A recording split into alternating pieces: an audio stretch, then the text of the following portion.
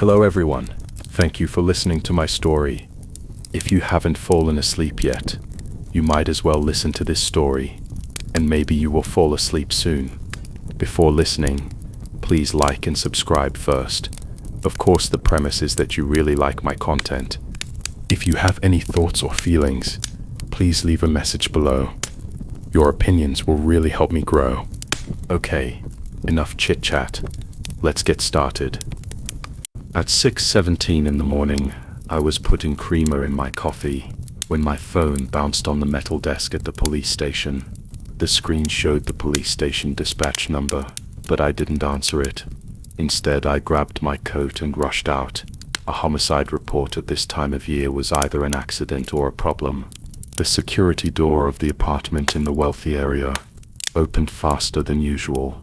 The uniformed security guard turned pale and his fingers trembled like sieves on the access key. Detective Ellery, Mr. Vanderlyn is in the study. I didn't finish listening and walked into the corridor covered with Persian carpets. The study door was ajar, and the smell of blood wafted out first, mixed with some kind of high-grade sandalwood. The moment I pushed open the door, I squinted my eyes. The floor lamp was dimmed. The deceased was leaning back in a leather swivel chair, his right hand hanging down, with a deep wound on his wrist running from the ulna to the radius, blood dripping from his fingertips onto the Persian carpet, forming dark red starbursts. The preliminary diagnosis is suicide by cutting the wrists. The forensic doctor, Joe, who followed in, pushed his glasses, his gloves stained with blood. There were no signs of a fight at the scene. There was a half glass of whiskey on the windowsill, and the bottle was on the third shelf. We are currently doing a fingerprint comparison. I squatted next to the swivel chair. The deceased was wearing a Patek Philippe watch on his left wrist. The dial was covered with blood, but the engraving on the inside was still clearly visible. I took out a magnifying glass and looked closer. Victor Vanderlyn's custom watch. The engraving should be VVL2. Joe's tweezers paused for a moment. Are you sure? When he donated it to the museum last month, a reporter took a close-up of him, taking off his watch. I straightened up. There's an extra V in the engraving, and the year is wrong. Joe didn't respond, but lowered his head and looked at the dead man's eyelids. I walked around to the back of the swivel chair and found a light red area behind the deceased's right ear, which looked like newly healed skin. Using a magnifying glass, one could see a very thin line extending from behind the ear to the hairline. The incision was so smooth that it didn't look like a natural scar. It was the suture mark from the plastic surgery. The skin tone of the face is uneven. Joe suddenly said, the color around the eyes and jawline is darker than the cheeks, as if it has just undergone deep repair. He dipped a cotton swab in the blood from the corner of the dead man's mouth. There is an aesthetic residue in the blood, and the concentration is not low. I stared at the dead man's face. With a high nose bridge and thin lips, he does look a lot like Victor Vanderlyn in the newspaper, but something always seems off, like the curve of his brow bone, or the length of his philtrum. There was a sudden noise in the living room. When I went out, Lydia Graves was standing holding onto the doorframe. She was wearing a light pink silk nightgown. Her hair was tied up loosely.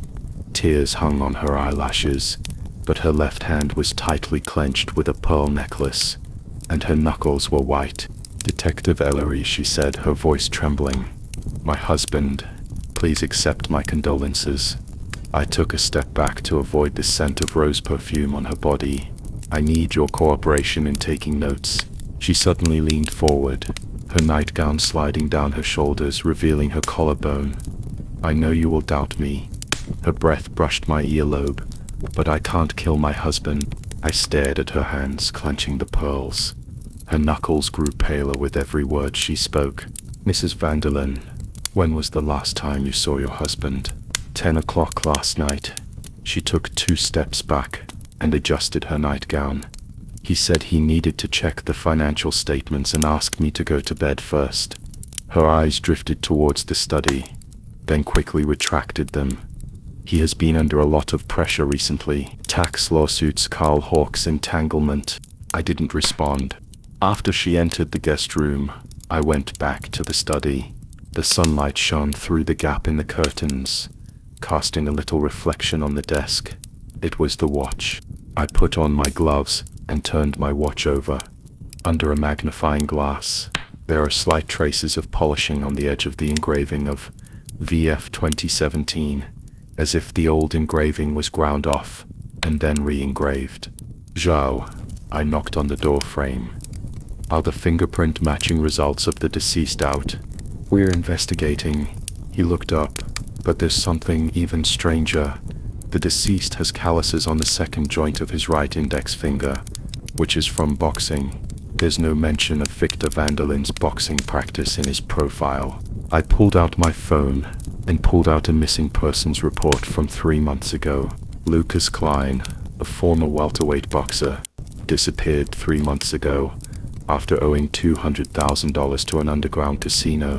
The photo is blurry, but the brow bone and philtrum are almost exactly the same as the deceased.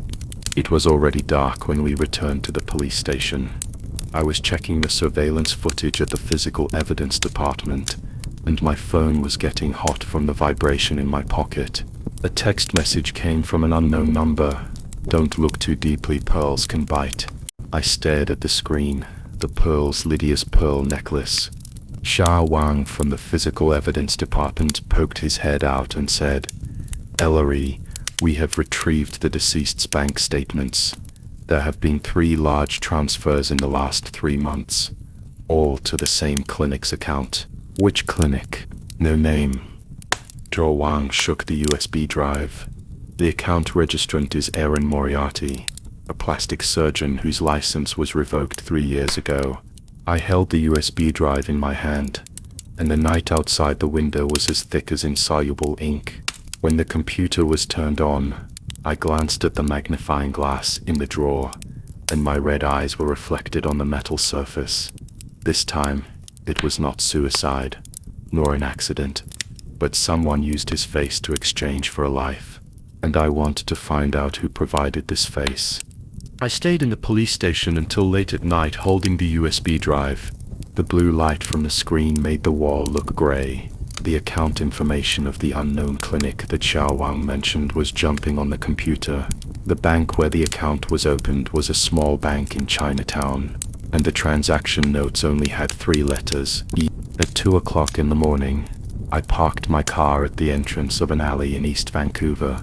The clinic's sign had been removed long ago, leaving only the 2 faded Chinese characters "dentistry" pasted on the glass. There was a rusty lock on the iron door, but there was a half piece of chewing gum stuffed in the keyhole, so fresh that you could squeeze it to taste sweet. I took out my baton and put it behind my waist, then put on a pair of thin latex gloves. I held my breath as the door squeaked harshly on its hinges. The basement is deeper than expected. I counted down to the 7th step and felt something sticky on the soles of my feet. When I shone a flashlight on it, it was dark red and had not completely dried yet. The equipment table was covered with a dust cloth, and when I lifted a corner of it, I was almost blinded. Laser lipolysis devices, 3D facial scanners, and surgical lamps with cold light sources are all German products that were only launched last year. In the medical waste bin in the corner lay a half-opened bottle of propofol with Aaron Moriarty printed on the label. Exactly the same signature as the one on the license revocation notice. There was an A4 paper on the operating table. Post-operative care. Apply silicone gel twice a day. Avoid direct sunlight. The last line of the signature was written in a flamboyant style, with the 3 letters EM having long strokes at the end. Exactly the same as the signature in Lydia's breast augmentation surgery record. As I stuffed the paper into the evidence bag, I felt a sudden chill on the back of my neck. There was a faint sound of electricity coming from the vent. Someone had modified the circuit and installed surveillance cameras in the basement. It was just dawn when I left the clinic. I was in the car, munching on a cold croissant, when my phone lit up with Carl Hawkes' number. "Detective Ellery," he he said, his voice like sandpaper scraping against metal. "I heard you were looking for a double for Vanderline." Without waiting for my reply, he added, 10 o'clock Harbor Cafe. "I have a present for you." The coffee shop faces the sea, and Carl is already sitting by the window. He pushed over a brown paper bag with Vanderlyn Group Financial Audit printed on the seal. "He started transferring assets to the Cayman Islands 3 months ago," he said, stirring his black coffee with a silver spoon. "Each time it was a small amount, spread across 27 accounts." The bottom of the cup hit the porcelain plate. He had been preparing for his death for a long time. I turned to the last page and saw a red mark in the transfer notes column. LK surgery fee, the abbreviation of Lucas Klein. "Warehouse 17, East Side Pier," Carl said, the hem of his suit brushing the table as he stood up. "Some people like to hide their secrets in ice." After he left, I held the audit report. The sea breeze rustled the pages, and on the back was a line of small words written in pencil. "The third board of the cold storage floor is loose. There is a refrigerated truck parked outside warehouse number." I squatted in the shadow of the loading dock and watched 2 men in work clothes finish half a cigarette, lock the door and leave. The cold storage is 20 degrees cooler than outside. The white breath I exhaled just floated up and hit the frosty wall. There was an iron ring under the third wooden board. When it was pulled, the floor cracked with a click. The lights in the basement clinic are voice activated. As I stepped down the first step, a warm yellow light suddenly lit up. There was a sound of even breathing coming from the room on the left, like the muffled sound of an oxygen mask in the ICU of a hospital. The door was only open a gap 2 fingers wide. I moved along the wall, and the first thing I saw was an IV stand. Clear liquid flowed down the tube into the back of a woman's hand. Her face was half wrapped in gauze, but the exposed eyes were ones I had seen in the plastic surgery records of the Society of Plastic Surgeons. Erin Moriarty. The computer screen is on. On the left is Lucas's facial 3D scan, and on the right is Victor's, with the 2 jawlines perfectly aligned. I reached out to touch the keyboard when I heard the sound of leather boots behind me. "Lao Zhang. The boss said the flight is at 9 this morning. I know, when he gets on the plane, this woman." I ducked into the locker in the corner. The wooden partition hurt my back, and the sound of my breathing was amplified in the small space. As the door opened, I felt for the folding knife in my pocket. The blade popped out as softly as a feather.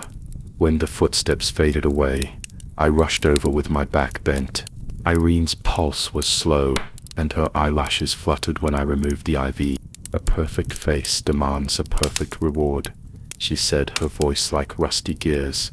"And now it's my turn to get mine." Her fingers jabbed at the keyboard. I've heard the voice in the recording before. It was that same low nasal voice when he raised his red wine glass and said, "For the future of Vancouver," at Victor's charity gala. "I'll send you to Fiji when this is done. Don't let anyone find us." As I pulled out my phone to record this, Erin suddenly grabbed my wrist. There was a crumpled piece of paper between her fingernails, still warm from her body temperature. He bought 2 tickets to Fiji and South America. On the way back to the police station, Irene closed her eyes in the back seat. I saw her hands moving in the rearview mirror. The corner of paper hidden in her palm revealed half of the airline's logo. The lights in the interrogation room were so bright that it was hard to open your eyes. When I pushed the evidence bag to the recorder, I caught a glimpse of Irene's right little finger hooked. There was a small bulge on the inside pocket of her coat, and the thickness was different from the paper she had just stuffed into my hand. The light in the interrogation room made my eyelids heavy. As soon as Irene finished recording her statement, she was helped to the infirmary by the nurse. I picked up the crumpled copy of the plane ticket in the evidence bag. The edge of the paper was light gold, and when I got close to it, a faint fragrance wafted out. Jasmine mixed with cedar, exactly the same perfume that Lydia wore every time she attended a charity dinner. "Ellery?" The recorder tapped the table. "It's time to file it." I stuffed the ticket back into the evidence bag and rubbed my fingertips along the seal. Wait, the thickness of this paper is wrong. When Irene was brought in, I saw her right pinky finger hooked on the inside of her coat. She pretended to faint when she was searched just now, and the nurse's hands went limp, so she got away with that little trick. I tugged at my collar and headed toward the infirmary. Irene was leaning on the hospital bed, drinking warm water. When she saw me come in, her Adam's apple moved. I tugged at her coat. It's not a good habit to hide things. She suddenly choked and coughed, and the warm water splashed onto the sheets. I quickly grabbed the piece of paper that slipped out of her sleeve. It was the same ticket as the previous one, and there were still tears on the edge. Lydia's perfume. I held the paper in front of her eyes. Did she spray too much when she gave you the money? Irene turned her face away. A perfect face requires a perfect reward, but a perfect plan requires a perfect scapegoat. I interrupted her. Lucas's body is still in the morgue. Do you think Lydia will let you live to collect the reward? Her fingers scratched wrinkles in the sheets. I didn't wait for her to reply, but turned and ran into the parking lot. The private club that Lydia frequents is by the sea. The dressing room trash can was filled with sequined evening gowns, pearl hairpins, and a crumpled ball of paper at the bottom. I squatted down and used my fingernails to pick up the paper ball. It was a fragment of the boarding pass. The destination column was printed with Fiji, and half of Graves was exposed in the name column, Lydia's last name. I rushed into the technical department of the police station holding the fragments, checked the private jet records from 3 days ago. It's registered to an offshore company. I tapped the keyboard. The flight number may be related to this ticket. The technician hit enter twice, and a surveillance video popped up on the screen. A silver plane slid across the runway, with the tail number partially blurred, but it matched the number on the ticket. Interpol just sent out a joint investigation notice. He pointed to the pop-up email. Victor Vanderlyn. Tax fraud. The amount involved is over 100 million. The phone vibrated in my pocket.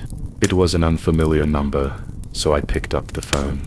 They are waiting for the goods next to the container in Area B. The man spoke in a low voice, and hung up after he finished speaking. The wind from the dock warehouse blew into my collar.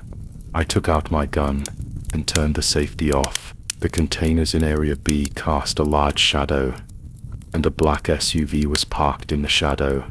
Lydia was wrapped in a beige windbreaker, and was talking to a man with his back to me. Wait another 10 minutes, and the gas will be full.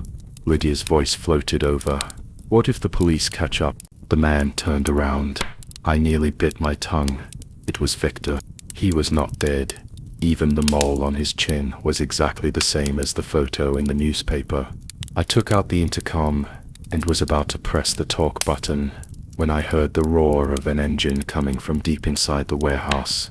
Victor shook off Lydia's hand and ran towards the sound. I followed, crouching down, and the hum of the propeller became louder and louder. The small plane was parked at the end of the warehouse with its door half open. The moment I kicked open the cabin door, the suitcase fell to the ground at my feet with a bang. Cash and forged passports were scattered all over the floor. I bent down and picked up the ID folder. There was a fake ID with Victor's photo on it. There was a blurry fingerprint on the edge of the photo, the same fingerprint as the one on the lighter. In Lucas's body's hand, the pattern was exactly the same. Lay down.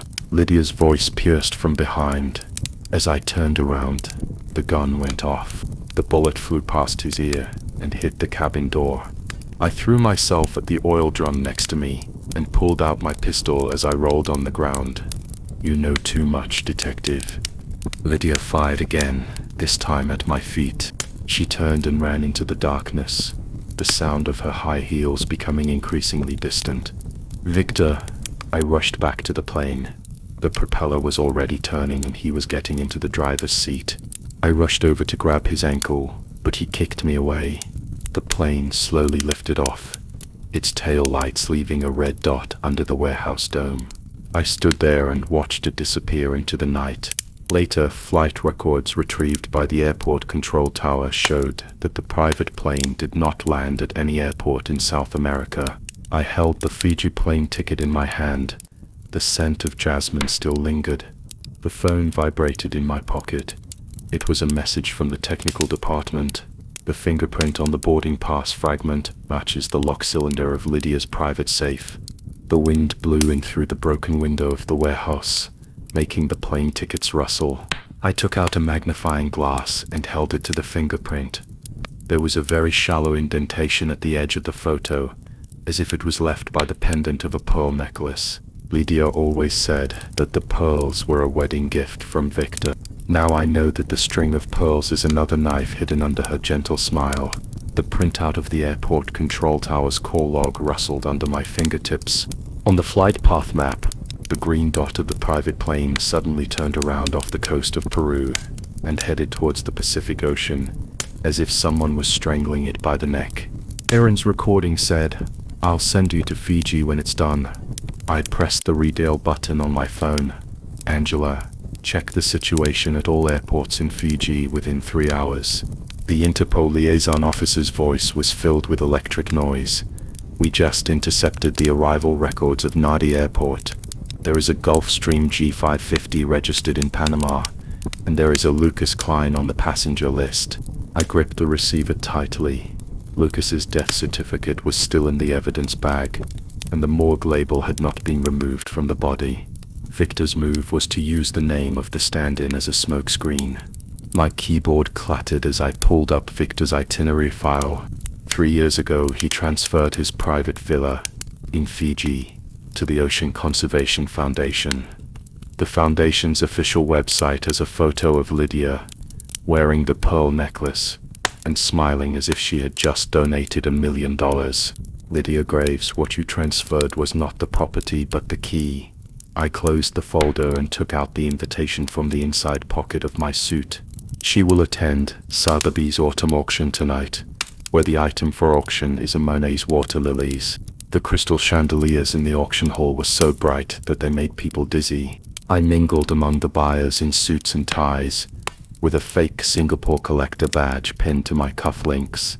Lydia stood in front of display case number 12, her pearl necklace swaying slightly as she touched her neck, a habit she always had when she was nervous. Have Carl's people confirmed it? She lowered her voice and dug her nails into her velvet clutch. The man in a navy blue suit beside him nodded. "The freighter has changed its route to the waters off Fiji and will dock tomorrow night." Carl Hawke, the rival who had been fighting a tax lawsuit with Victor for 3 years. I took out my cell phone and pretended to take a picture, aiming the camera at their overlapping shadows. Lydia's pearl pendant flashed coldly under the flashlight, like a bullet ready to be fired.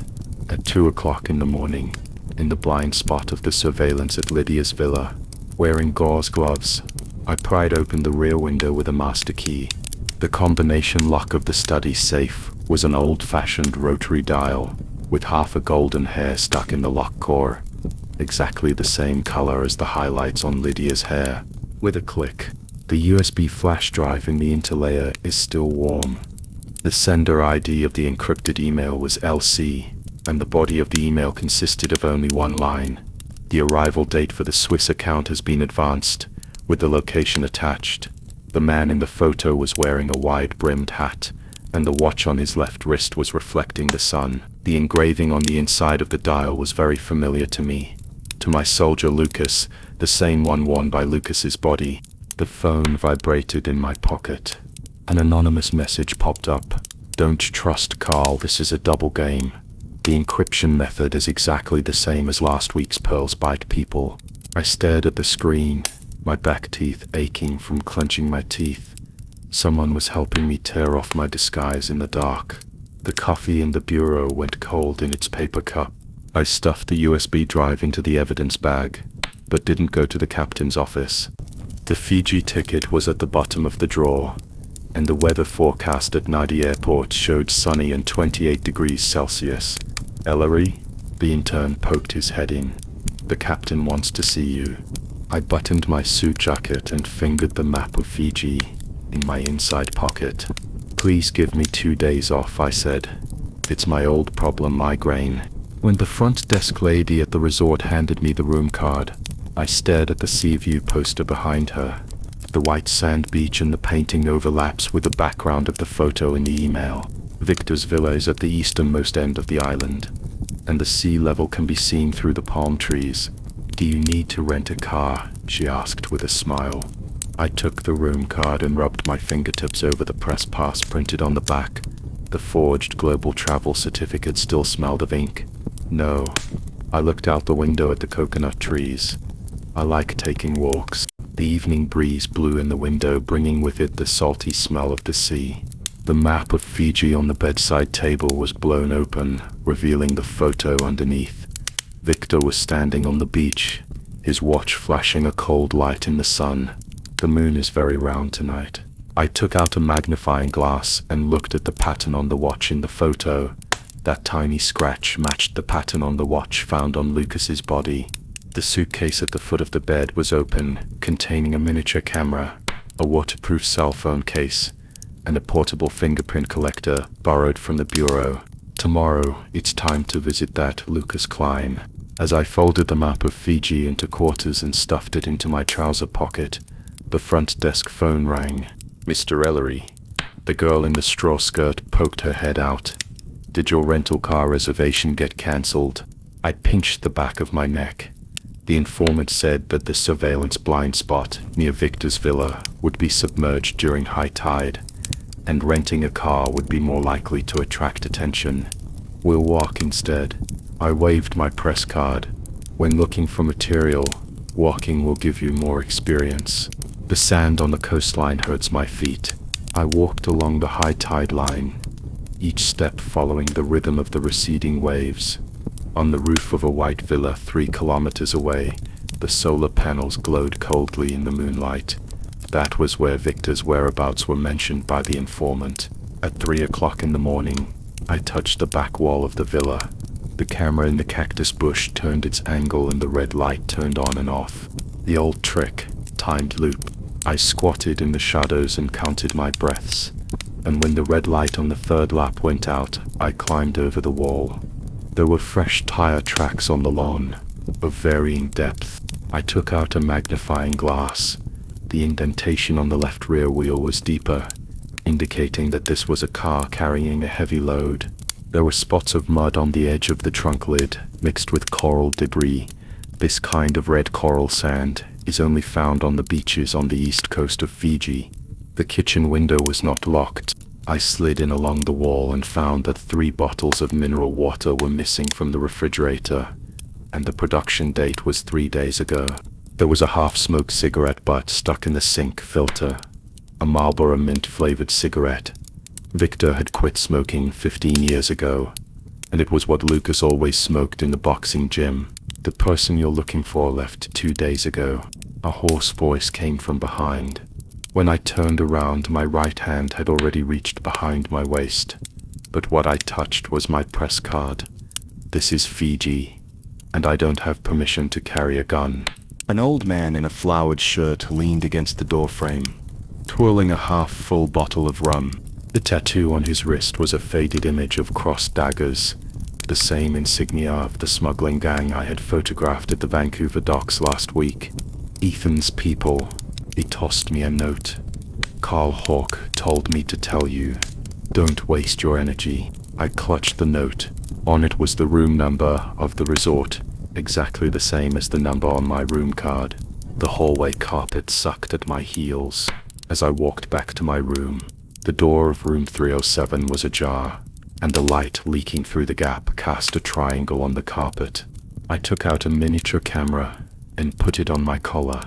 The moment I pushed the door open, the hairs on the back of my neck stood up, 2 hours earlier than I expected. Carl Hawke sat in a wicker chair by the window, a bottle of Fiji water in his hand. His suit trousers were straight, and he looked completely different from the victim in the Vancouver courtroom who was wearing a wrinkled shirt. I locked the door behind me. "How did you know I would come?" "Lydia encrypted the USB drive with your birthday." He shook his phone. and on the screen was a screenshot of the email I had just copied from the safe. She left clues on purpose. My throat tightens. That anonymous text message last week, Pearl's Bite, originally came from here. Lydia contacted Interpol half a year ago. Carl loosened his tie. She wanted to use Victor's evidence to exchange for immunity, and she needed a middleman. He tapped the table with his knuckles. They chose me. So you play both sides? Someone has to clean up the betrayers. He pulled out a folder from his suit pocket, and the cover rubbed against the back of my hand as he pushed it towards me. Victor used my identity to open an offshore account, and then pushed all the responsibility onto me. The folder contained bank statements, with each transfer stamped with the seal of Carl Hawk Holdings. The bottom one was Lucas's plastic surgery contract. The signature field for Party A said VV, but there was a note on the fingerprint comparison area. The stand-in completed the handover in Fiji. Lydia confirmed. What do you want me to do? Come with me. Carl stood up. Victor's plane is at the jungle airport, and it's driven by Ethan Rowland. He pulled his sleeves, revealing the scratches on his watch, which was the same model as Lucas's. The navigation of that plane should be changed. The barbed wire fence at the jungle airfield is rusting. As I followed Carl in, crouching down, the dew soaked my trouser legs. There was a Cessna 28 parked on the tarmac, with bird shit on its propeller blades. It had been there for at least 3 days. Ethan is in the cockpit. Carl pointed to the shadow of the belly of the plane. He used to be from ME6. He only cares about money. I felt for the underwing access hatch. The screw was not tightened, but was 2 turns loose. Someone had just tampered with it. When I got into the cockpit, the navigation screen lit up, and the destination was X7 military base, with coordinates near the Tonga Trench and marked abandoned on the map. The lockers are password locked. I took out the fingerprint collector I got from the bureau and pressed the number keys. 3795. The same as the password of Lydia's safe. A piece of paper fell out. It was a ransom list. At the bottom, the signature line was written in a flamboyant voice. Lydia Graves. The amount was $20 million, and the recipient was Lucas Klein Estate Trust. Who's there? There was a sound of metal collision outside the cabin. I stuffed the list into my underwear pocket and grabbed the wrench from under the seat. The moment the cockpit door was knocked open, I swung the wrench at the opponent's wrist, but he dodged too quickly and grabbed my neck with his backhand. Detective. Ethan's voice was full of laughter.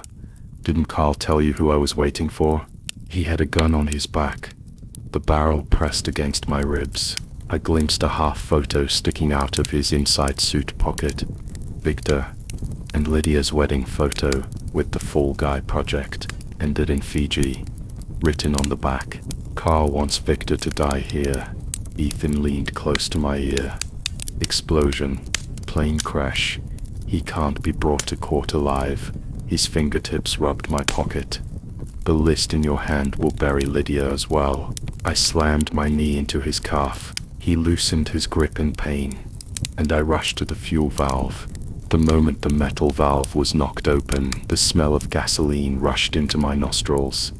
I picked up the lighter and threw it towards the oil leak. Boom! The gust of air overturned the seats. I hit the bulkhead and everything went black. When vision was restored, a huge fire had already broken out in the cockpit. Ethan's figure swayed in the firelight. He grabbed the memory card of the navigation screen, turned and rushed into the thick smoke. I crawled toward the hatch, flames licking at my trouser legs. At the last moment I threw myself out and fell on the stones of the tarmac. There was a scream of twisted metal behind me, and the wing of the Cessna 28 hit the ground, splashing sparks on my face. The sound of sirens came from far away. I lay on the ground gasping for breath, watching the figure in a suit running farther and farther away in the firelight. His back overlapped with Carl's silhouette in the Vancouver court. It turned out that there were no innocent spectators in this scene. Before I lost consciousness, I felt the list in my underwear. Lydia's signature was still there, the ink blurred by sweat, like a blood-red flower. When I opened my eyes again, the ruins were still smoking. Ethan was gone, leaving only half of a burnt watch lying in the scorched earth, with the words on the inside of the dial still clearly visible. To my soldier, Lucas. I lay in the scorched earth for 10 minutes before I came to my senses. His ribs ached as if they had been run over by a truck, and the burn on the back of his right hand was sizzling with oil. Ethan was long gone, and the wreckage of the Cessna 28 was left with only a smoking skeleton. Half of a watch fell at my feet, and the words engraved on it hurt my eyes. To my soldier, Lucas. Victor really knew how to feed his stand-in with sweet talk. The chirping of cicadas in the jungle suddenly became louder. I stood up, holding the burnt wing. My trouser legs were stuck to my legs. I tore them open and saw a 3-inch cut on my knee. Blood was flowing down my calf. The phone fell into the grass when it exploded. When I picked it up, the screen had cracked into a spider web. The location showed that I was on the edge of the jungle on the west side of the main island of Fiji. I dragged my injured leg for 2 kilometers and saw a small village with tin roofs. Flowered shirts were floating on the clothesline, and a few children were squatting in the mud, playing with stones. When they looked up at me, their eyes were wide open. I leaned on the fence and shouted water. The door curtain was lifted, and an old lady in a floral apron brought me a glass of coconut juice and pointed to the public phone in the corner. The dial tone rang just twice before the person on the other end picked up the phone. "Detective." Lydia's voice was like a cup of cold black tea. "I guess you're looking at the Fijian sun right now." I held the phone tightly. "How do you know?" "Carl's private jet landed here 3 days ago," she interrupted, over the sound of clinking porcelain in the background. "But Victor is no longer useful." "What's the meaning?" "He thinks he's a chess player." She laughed, the last word trembling. "But chess pieces can also overturn the chessboard."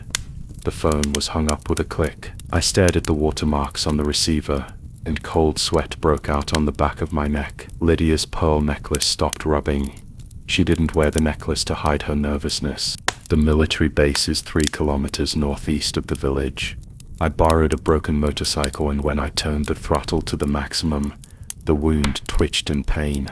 There was a hole in the barbed wire fence outside the base, and a black sports utility vehicle, SUV, was leaning in the bushes with its door open. The blood on the seats was not dry yet, and felt sticky to the touch. It must have been left there within half an hour. The door of the abandoned command room was ajar. The smell of mold mixed with the smell of blood hit me in the face. Ethan was lying on the ground with a piece of broken glass stuck in the back of his neck. The wound on his cut throat looked like a red earthworm. His right hand was clenched tightly, and I took a long time to pry it open. The note was wrinkled, and the edges were stained with blood. Boss changed the route to the dock, and the target was changed. Target substitution. I stared at the words on the note and suddenly remembered the way Carl looked at Victor in court. Not as an opponent, but as a hunter looking at his prey. Victor is going to fight back. The dock is southeast of the base. I took a shortcut through the coconut grove, and as the salty and humid sea breeze blew in my face with the smell of diesel, the white-painted yacht was slowly approaching the shore. There were 2 people standing on the deck. Victor was holding a gun with the muzzle against Carl's temple. "Do you think you can send me to hell by bribing Ethan to change the route?" Victor's face flushed red. "I have already emptied Lydia's account. The tax bureau is now eyeing your 7 overseas shell companies." Carl coughed twice, blood oozing from the corner of his mouth. "But do you know who Lydia met last Wednesday?" He laughed, blood on his teeth. "Interpol. She sold you out the day she asked Lucas to be plastic surgery into you." Victor's gun shook. I took the opportunity to pull out the pistol from my waist, aimed at his wrist and pulled the trigger. With a bang, the gun fell into the sea. Victor roared and rushed towards Carl. The 2 men wrestled with each other, and the railings were clanged loudly. When I rushed over, there were 2 splash sounds, and 2 waves rose on the sea surface, which was soon dyed red. Half an hour later, the sirens sounded. The diving team searched for 3 hours, and only pulled out Carl. There was a piece of broken plank stuck in his chest, and his eyes were still open. Victor's life jacket was floating 2 kilometers away, but he was nowhere to be seen. On the plane back to Vancouver, I stared at the case report in a daze. Lydia's signature turned into a bloody smudge on the ransom list. Ethan's note turned yellow in the evidence bag, and the photo of Carl's body was pressed at the bottom. The smile on the corner of his mouth pierced my retina like a thorn. On the day of landing, a figure was reflected in the glass door of the airport lobby. Lydia, wearing a beige suit and a pearl necklace around her neck, was slowly turning her car keys. "Want to ride?" She raised her eyebrows. I didn't respond. Her pearls glowed coldly under the light, each one wrapped in a thin layer of wax. Last week in her study, I saw the maintenance record in her jewelry box. Pearls need to be dewaxed monthly, otherwise they will harbor dirt. "Thank you for bringing this to an end." She reached out and touched the necklace. "Now I can start over." "Start over?" I touched the copy of the list in my pocket. "The core of a pearl is sand." I looked into her eyes. "No matter how beautiful the shell is, it can't cover up the thorns inside." Her fingers paused on the pearls. I turned and walked towards the parking lot. I heard the sound of high heels behind me, and then quickly stopped. The wind lifted the corner of my clothes. The case report was rustling, and the photo on the last page slid out. It was a surveillance screenshot of Lydia and the Interpol people shaking hands in the hotel lobby, and the date was the day after Lucas's plastic surgery. I squatted down to pick up the photo and caught a glimpse of a pair of black leather shoes in the shadows. When I looked up, the man behind the cleaning car quickly turned his face away. There was a butterfly-shaped birthmark on the back of his neck.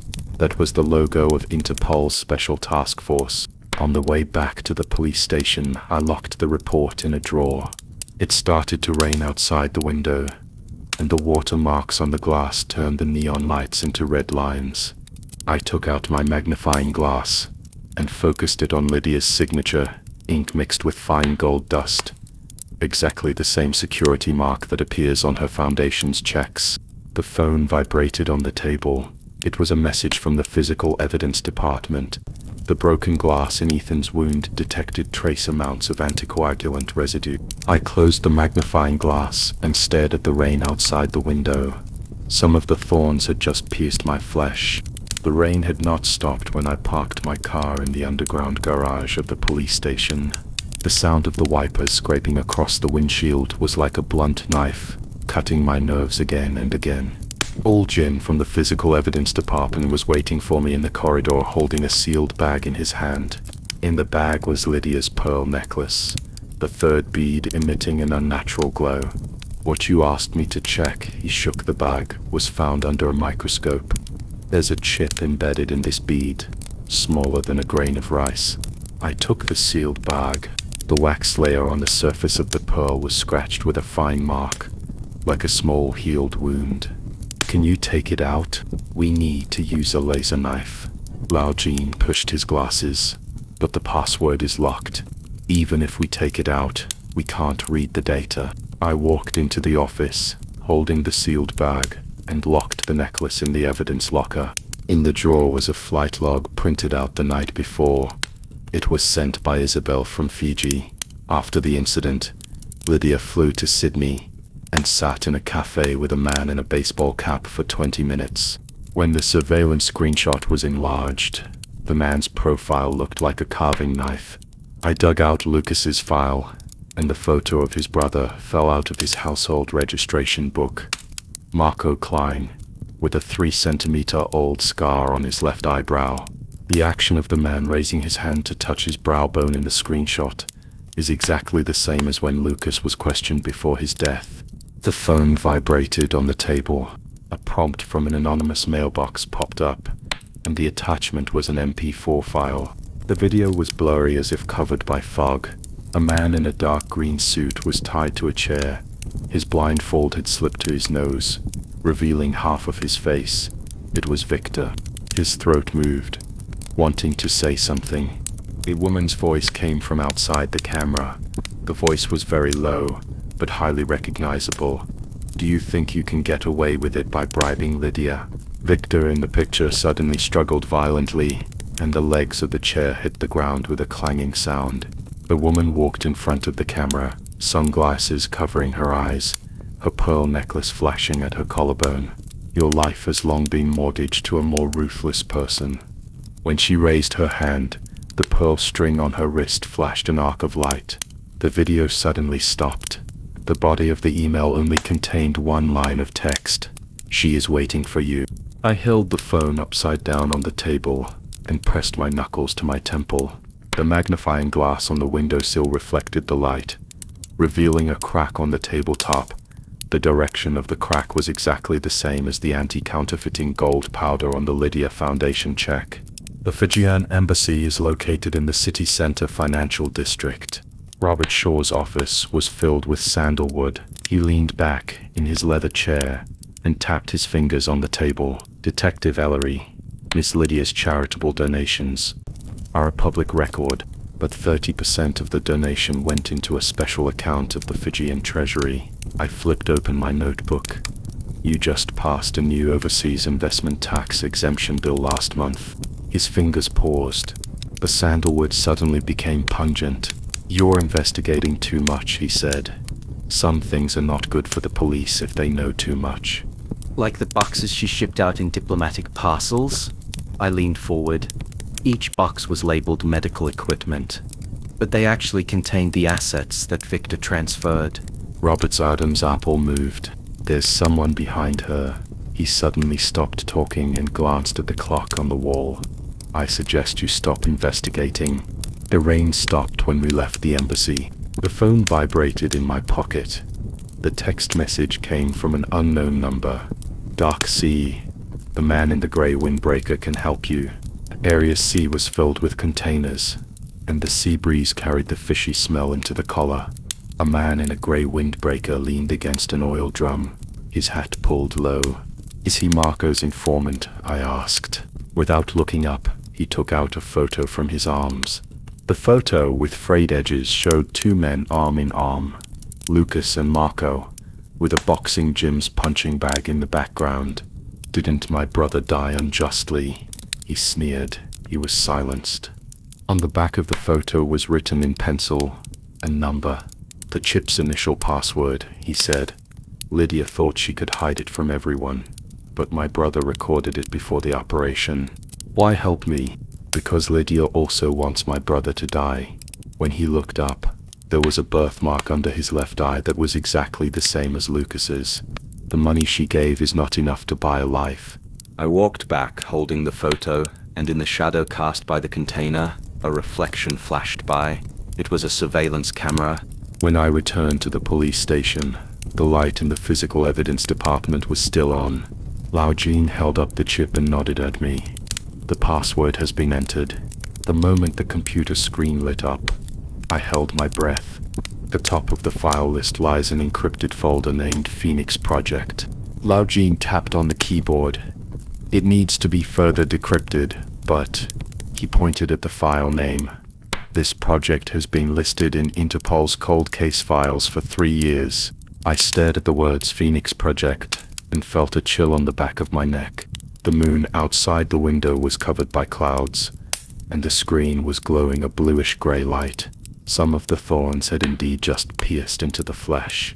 Lao Jean clicked the mouse on Phoenix Project 3 times. A spiderweb-like architecture diagram popped up on the screen, with the Van der Linde group circled in red, extending out to the names of 27 offshore companies, and each node was marked with an encrypted transaction code. In the annotation at the bottom right corner, the words Sydney Bay Crescent Auction were circled again and again in red pen. This is the money laundering network that Interpol was tracking down 3 years ago. Lao Jin pushed his glasses. The clues were cut off in Fiji at the time, but now the clues have resurfaced. I squeezed the chip tightly. What Lucas recorded was no ordinary transaction record. Isabel's call came at just the right time. She is the Interpol liaison in Fiji, and I spoke to her last month when I checked Lydia's overseas accounts. I got the invitation to the Sydney auction. She lowered her voice. Hassan Rashid is hosting the auction. He has a black account in his hand, recording the dirty money of all the buyers. Do you need help? I asked. You pretend to be the buyer, and I'll sneak in backstage. She paused. Marco is also in Sydney. He said he wanted to tear off Lydia's mask with his own hands. 3 hours later, I was on a ferry in Sydney Harbour. In the inner pocket of her suit was Isabel's forged Southeast Asian timber merchant ID, and in her cufflinks was a miniature camera. When the sea breeze blew into my collar, my phone vibrated. Marco sent me the location. The auction is at the old dock warehouse. There is equipment under the third oil drum in the back alley. The warehouse was hung with dark purple curtains, and crystal chandeliers illuminated the oil paintings on the wall. I counted them. 27 buyers, exactly the same number as the offshore companies on the organizational chart. Lydia sat in a box on the second floor, her pearl necklace dangling around her collarbone, and 2 bodyguards in black suits stood beside her. She lowered her head and talked to a man wearing gold-rimmed glasses, her fingers unconsciously stroking her necklace. This was her habit when she was nervous. The funds are reset to 0. I heard her voice floating down from upstairs. Clean up all traces thoroughly. The man with gold-rimmed glasses nodded. Carl's people have been dealt with. My back tightens. Carl is Victor's rival, and was exposed for bribery last week. It turned out that Lydia had already kicked him away as a stumbling block. The communicator chimed softly. It was Isabel. The server room is in the backstage. The door lock is an electronic code. I touched my cufflinks and turned to the nearest painting. There was a bulge on the edge of the picture frame. When I scratched it with my fingernail, a piece of paper fell out. Password 0927, written in Marco's handwriting. When I looked up again, Lydia's box door was closed. Would you like some wine, sir? The waiter came over with a tray. I shook my head and walked backstage. As I passed the stairs, I caught a glimpse of Isabel entering the storage room, her ponytail brushing the door frame. The combination lock in the server room opened with a click. Isabel was already plugging in the copy cable, and the numbers on the keyboard were still ticking. She looked up and made an okay gesture to me, and suddenly footsteps were heard outside the door. Go. She pulled me to hide in the corner, but it was too late. 3 men with electric batons rushed in, led by Hassan. He smiled with his hooked nose raised. Fiji detectives and Vancouver police. Quite a good combination. Isabel's communicator rang again. It was Marco's voice. There is a smoke bomb on the left shelf. I took out a smoke bomb and threw it at the ground. As white smoke rose, Isabel dragged me toward the window. There was a dull thud of a heavy object falling behind him. Marco jumped down from the ventilation duct, picked up a fire extinguisher, and smashed it at Hassan's men. I'm not here to save you. He wiped the blood off his face, and the birthmark under his left eye twitched. I'm here to kill her. The auction bell suddenly rang. I leaned on the window and looked out. The light in Lydia's box was on. She was standing in front of the floor-to-ceiling window, talking on the phone. Let's go to the box. I dragged Isabel towards the stairs. Hassan roared from behind. Catch them. The security guard in the second-floor corridor was lured away by the smoke bomb. I pushed open the door of the box and saw a note on the coffee table. It was written by Lydia. Thank you for helping me clear Carl. Now it's your turn. There was a sound of sirens outside the window. Was that Isabel calling for backup? No. Closer. I turned and tried to run, but ran into a wall of flesh. Hassan's men grabbed my wrist and pushed me into a corner. Hassan walked over slowly, the barrel of the gun against the back of my neck. The real game has just begun. The darkness came quickly. I was dragged down the stairs, and as I passed the back door of the warehouse, I caught a glimpse of Marco rushing towards Lydia's box with a gun raised. Then there was a dull thud of something heavy hitting my head, and everything went black before my eyes. When I opened my eyes again, I was in a secret room underground. The cement wall was leaking water, and a cell phone was thrown in the corner with a black screen. The light bulb above my head made me dizzy, and footsteps were heard outside the door, getting closer and closer. I was awakened by the dampness of the concrete wall. The back of my head hurt as if someone had hit it with a wrench. I reached out to touch it, and my hands were covered with sticky blood scabs. The cell phone was in the corner. The screen was black, like a dead tombstone. The light bulb above my head was shaking, making me dizzy. The filament flickered, stretching my shadow very long.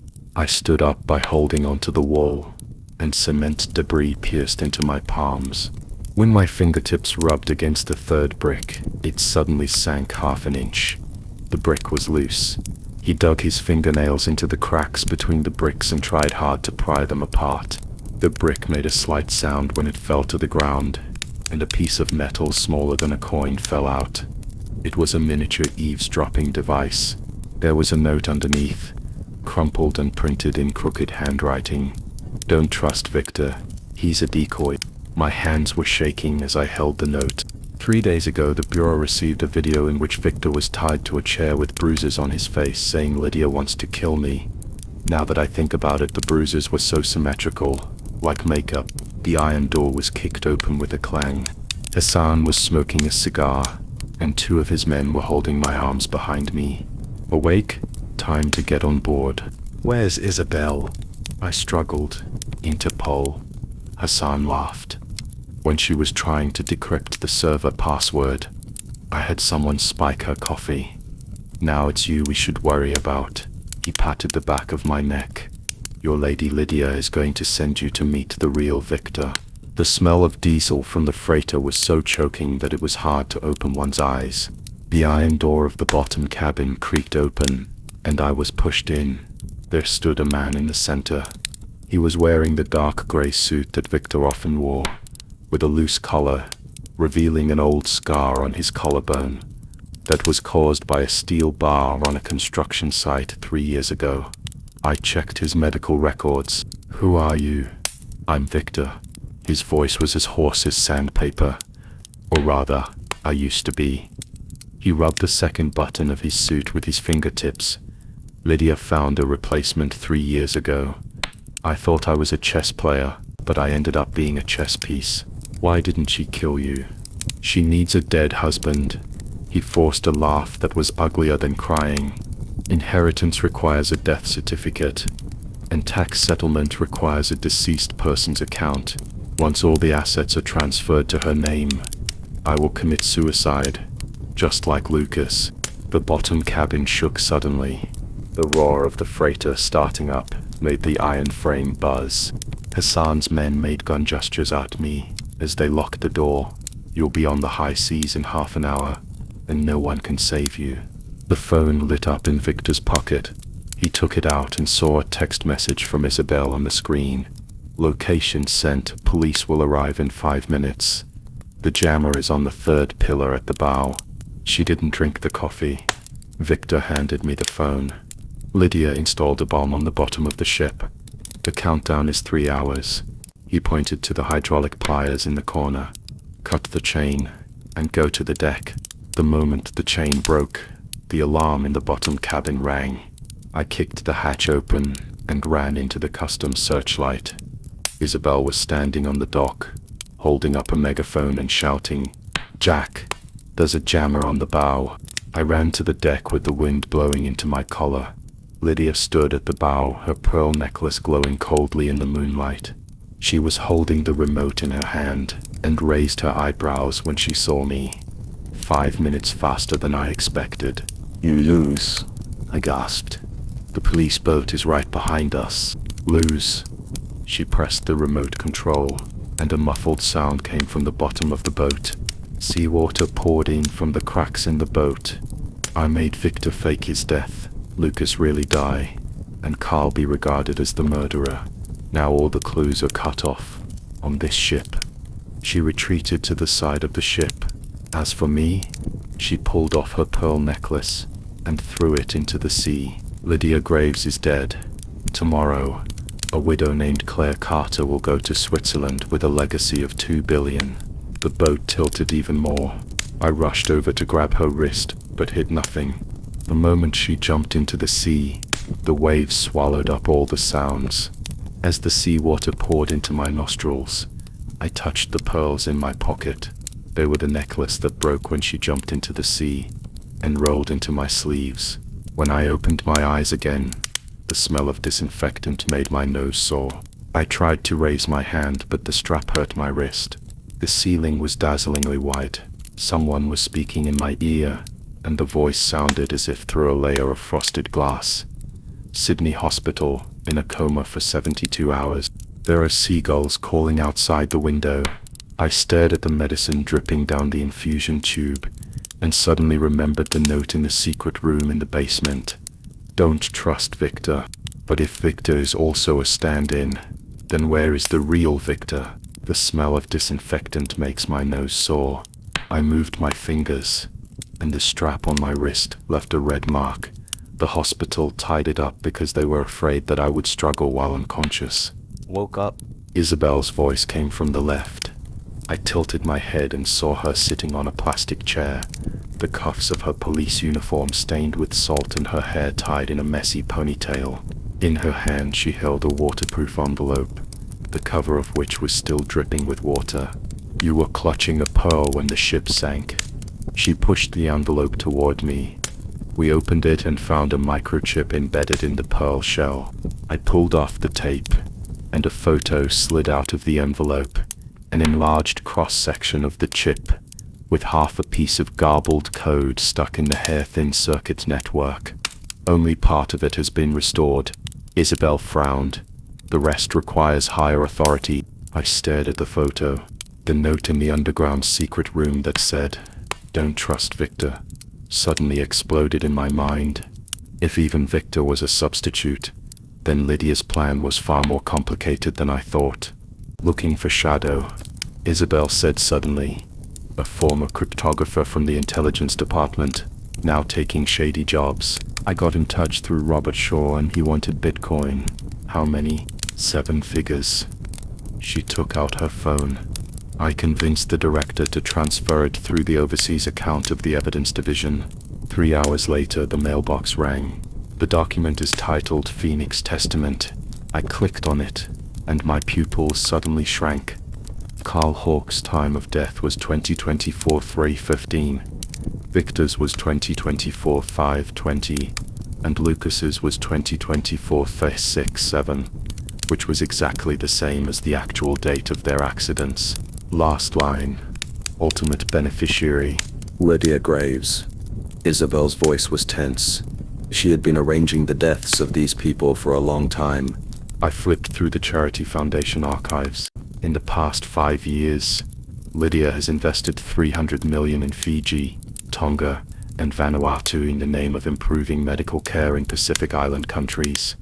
Isabel gasped when the list of contractors popped up, all offshore companies registered in the Cayman Islands and Panama. This is not charity. She pointed at the screen. This is a transfer of power. Use infrastructure projects to bind local politicians and businessmen, and wait for her to change her identity and go there, become the new underground queen. I finished for her. My phone vibrated. It was Marco's location, Eclipse Antiques, a suburb of Melbourne. Nolan, Hassan's old partner, he texted. He was at the auction that day. Lucas's debt contract might be in his hands. The doorbell of the antique shop rang shrilly. Isabel reached for the gun on her waist, but I stopped her and said, "Let's find the secret room first." The hidden button under the counter is very old and opens with just a press. There were wooden boxes piled up in the secret passage, and the topmost document was stamped with Lydia's personal seal, artwork transfer authorization. The recipient was the First Private Bank in Zurich, and the safe number was, "You shouldn't touch these." A male voice exploded from behind. I turned around and Nolan had the gun pointed. The barrel pointed at Isabel's temple. There was a scar on his left cheek, running from his brow to his chin. Miss Lydia doesn't like to be disturbed. Isabel's hand slowly moved to her waist. I hooked my toes on the copper paperweight at my feet and prepared to hit him on the wrist. The sound of breaking air. The flying knife grazed Nolan's ear and went into the wall. Marco climbed in through the window, still clutching the second knife. Put down the gun. Nolan glared at him. Your brother is a loser. Are you too? My brother is not a pawn. Marco's knife moved forward another inch. She is. Gunshot. Nolan fired a shot into the ceiling, turned around, broke through the rear window and ran away. Isabel chased after me, and I picked up the authorization form off the floor. The edge of the paper was printed with the logo of the First Private Bank of Zurich, and the words Safe Deposit Box Number 3000 glowed coldly under the light. We have to go to Zurich, I said to Marco. He tore off a piece of cloth to bandage the scratch on his hand, and when he looked up, his eyes were blazing with fire. I'll go with you. Lucas's debt should be settled. Isabel came back from outside, holding half a piece of paper in her hand. Nolan had torn it before he ran away, with only an address left on it. 7 Rose Lane, Zurich. The seagulls outside the window began to cry again. I stuffed the authorization letter into my inner pocket, and the metal buckle hurt my chest. Lydia thought that the ship had sunk and all clues were gone, but her broken pearls, the authorization she signed, the death list she calculated, the real situation has just begun. When the plane landed in Zurich, the authorization letter in my pocket was wrinkled by my body temperature. Isabel slapped her documents on the immigration desk and said Interpol business in German, and we passed through customs in half an hour. Marco flipped through his phone. Oliver Black is the youngest senior manager at a Swiss private bank. He helped Lucas with debt restructuring 3 years ago, using Lydia's offshore account. He paused. I hacked into the bank's internal system. He transferred a sum of money to the Cayman Islands last week, exactly the same amount as Lucas's debt. He was pinched by Lydia. I touched the copy of Phoenix' will in my inner pocket. It was pieced together from the shredder at Irene's clinic, with Victor's signature still inked, and the last page reading all overseas assets shall be the full inheritance of Lydia Graves, whether I survive or not. The crystal chandeliers in the bank lobby are so dazzling that they make people dizzy. Oliver's office is on the 23rd floor, with a family photo on the oak table, his wife holding their blonde daughter, with the Alps in the background. His glasses glinted as he looked up. Detective Ellery, how can I help? I slapped the authorization letter in front of him. His fingers just touched the edge of the paper, and he retracted them, his Adam's apple moving. This is the client's privacy. Phoenix will. I pulled out a copy and pushed it over. Do you want me to read a few words? If I die unexpectedly, the trustee must cooperate with Miss Lydia to complete the transfer of assets. His face turned pale instantly. The pen slipped from his fingers and rolled on the carpet with a sound. She is finally closing in. Isabel pulled up a chair and sat down. What net are you collecting? Oliver loosened his tie and fished a bottle of whiskey from a drawer. Amber liquid splashed on the wheel. She started planning 5 years ago. The charity fund doesn't buy artworks, but shares of offshore companies. The infrastructure projects it invests in are not poverty alleviation, but binding political and business relations. Victor is just a fig leaf. She wants to be the queen of the underground financial circle in Asia Pacific. He took a sip of wine. Last month, Victor discovered a tax loophole and wanted to turn himself in. She bought Lucas as a scapegoat. The dead can't speak, but the estate can be legally inherited. Vault 37. I tapped the authorization form. What's in there? He stared at the bottom of the whiskey bottle. The artwork is a cover. The real thing is in the terminal. The password was entered 3 times. The metal door made a muffled sound, and the cool air from the safe rushed out with the scent of pine wood. There was a black terminal embedded in the innermost wall, with a thin layer of dust on the keyboard. Lydia must not have been here for a long time. Isabel set up her laptop. How long will it take? 10 minutes. I tapped my fingers on the keyboard and the database began to scroll. When the list of shell companies popped up, Isabel gasped. 37. How much money is involved? 82 billion. I stared at the screen. US dollars. The next document made my back tighten. The title was Estate Cleanup List, and the first name was Erin Moriarty, the second was Carl Hawke, and the third was Lucas Crane. Scrolling down, my name is ranked 7th. Fuck. Isabel clenched the gun tightly. She wants to silence me. The terminal suddenly beeps. A red warning pops up. The system has activated the tracking protocol. There were footsteps outside the door. Isabel unplugged the cable. The computer was still hot. Let's go. We pushed open the emergency exit, and the sensor lights in the stairwell lit up one by one. Just as he rushed to the first floor, Marco flashed out from the corner. His mobile phone screen lit up. Geneva, Four Seasons Hotel. Lydia is in the top floor conference room, discussing the next stage of the Phoenix project with the European Consortium. She's going to make her official debut. His voice trembled. Lucas's name is in the meeting materials, marked as processed. Isabel stuffed the computer into her backpack. I'll go to the periphery to set up control and disrupt their communications. Marco pulled off his tie, revealing his white shirt. I'll sneak in as a waiter and open a safe passage for you. I touched the miniature camera in my pocket and looked up at the glass curtain wall on the top floor of the hotel. The inspection port of the ventilation duct is next to the fire escape ladder, and the metal ladder rubs against the calluses on my palms. As I curled up in the pipe, I heard silvery laughter coming from downstairs. Lydia's voice floated up through the vents with just the right amount of elegance. Ladies and gentlemen, the second phase of the Phoenix project is to make capital truly.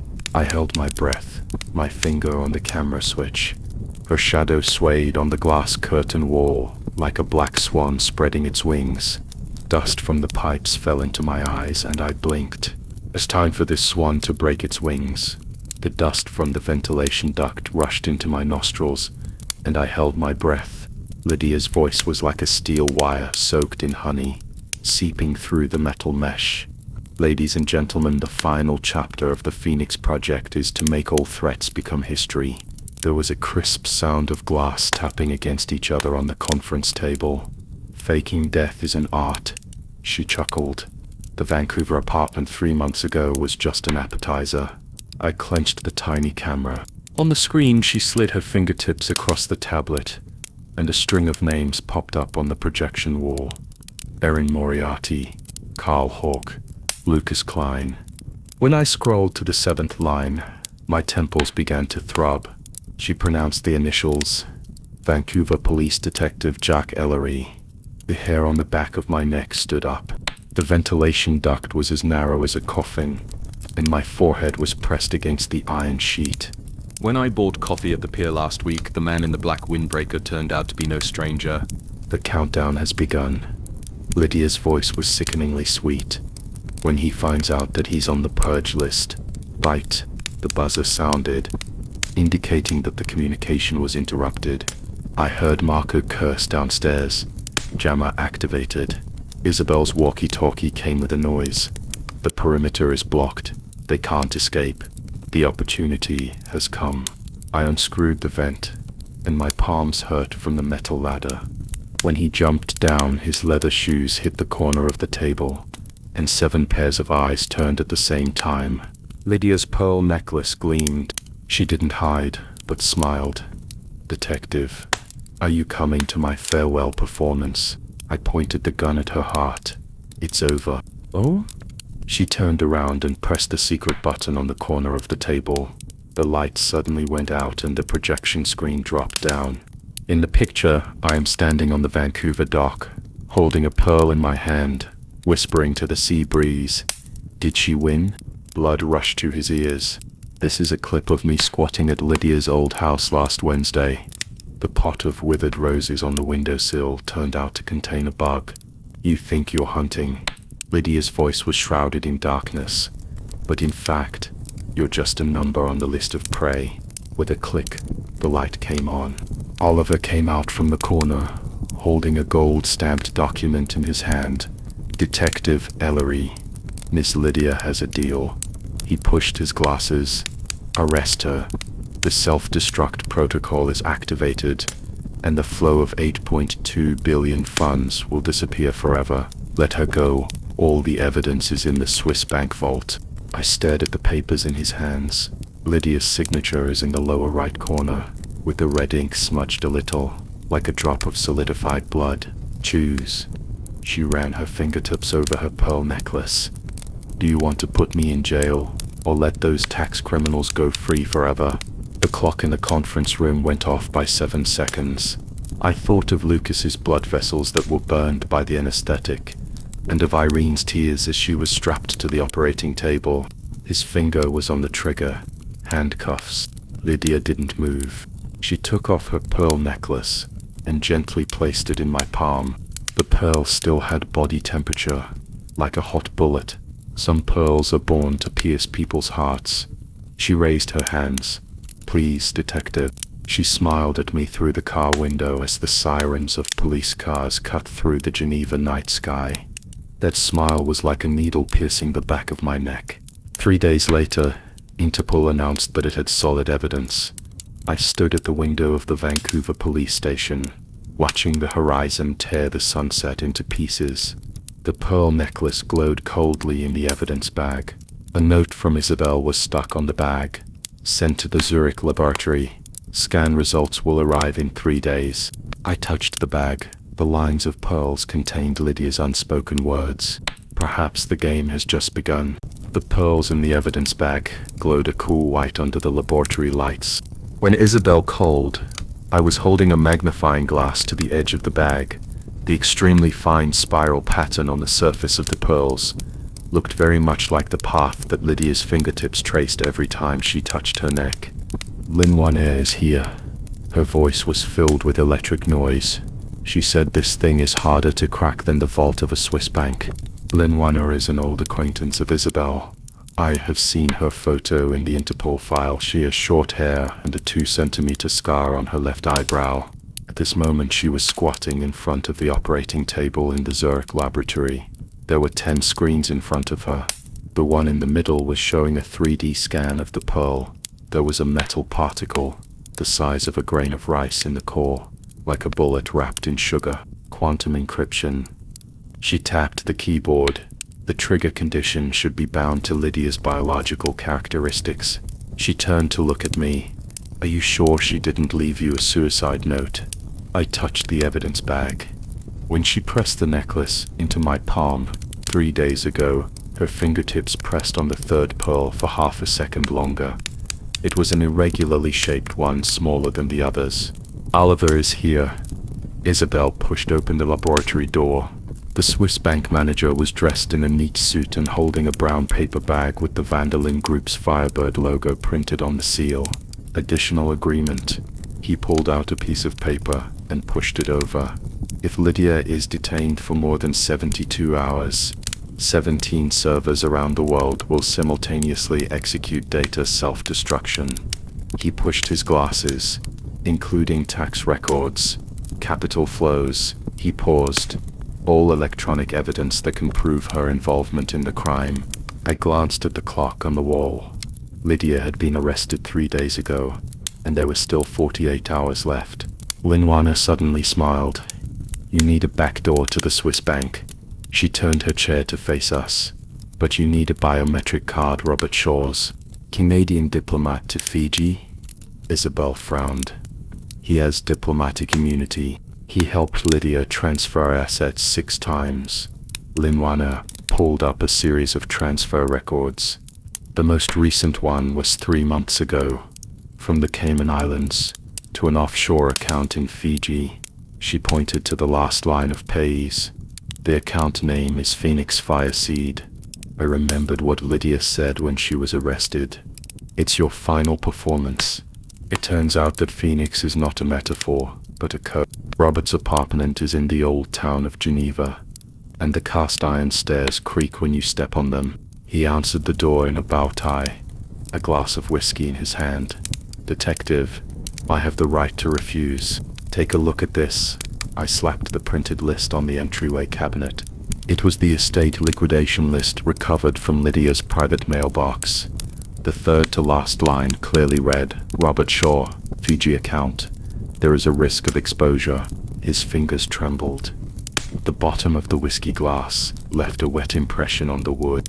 She wants to eliminate everyone who knows about the Phoenix Project. I stared at the arc of his shrinking pupils, including you. 2 hours later, Lin Wanner's fingers were flying on the keyboard.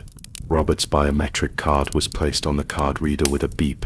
A green progress bar popped up on the screen, and the encryption layers of the Phoenix Spark Core database were being peeled off layer by layer. Found it, she suddenly shouted.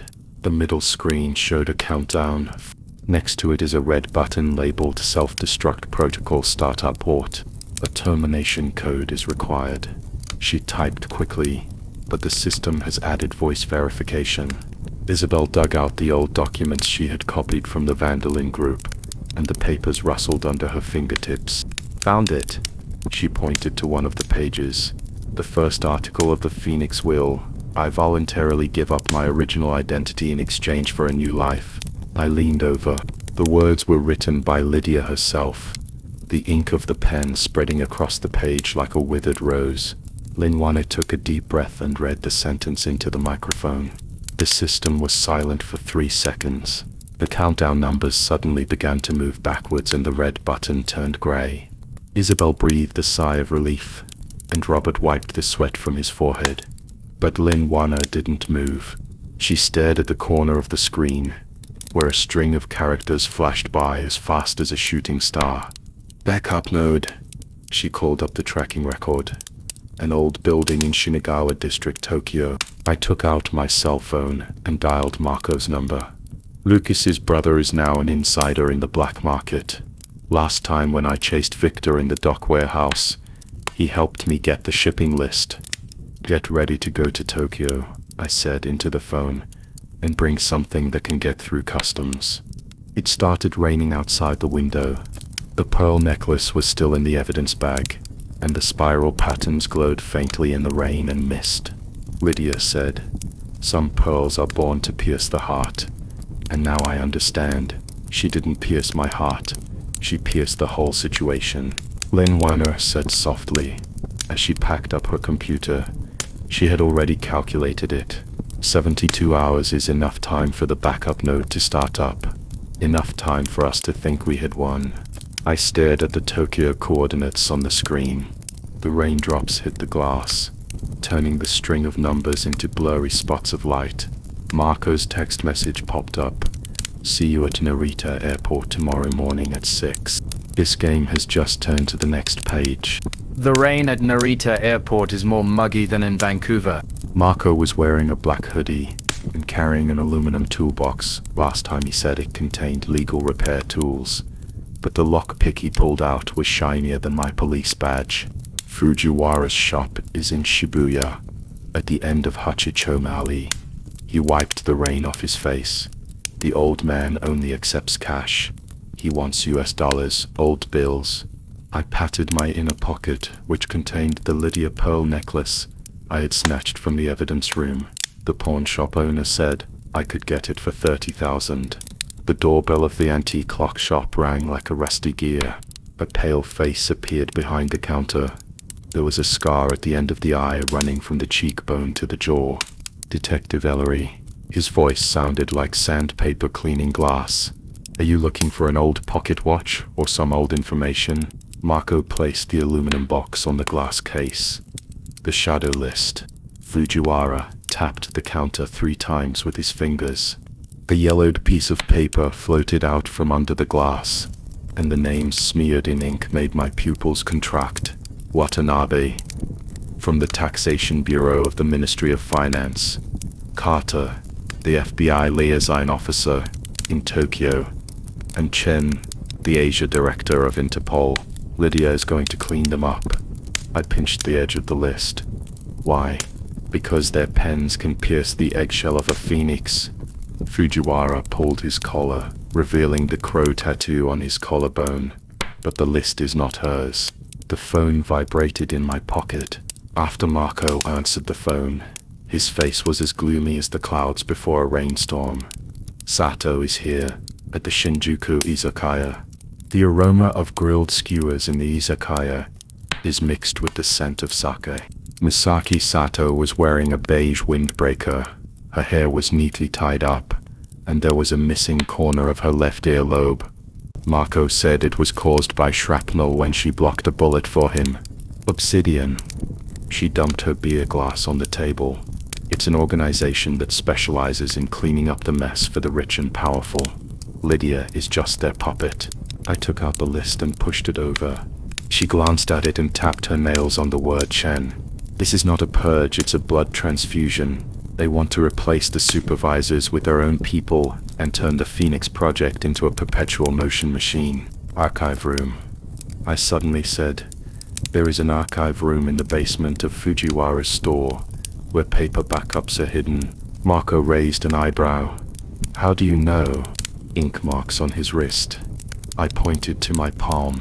When he handed over the list just now, there were toner marks on the palm of his right hand, the kind of thing only old-school archivists would get. Sato smiled. The detective's eyes are more poisonous than the scanner. Shibuya at night is as empty as a drained fish tank.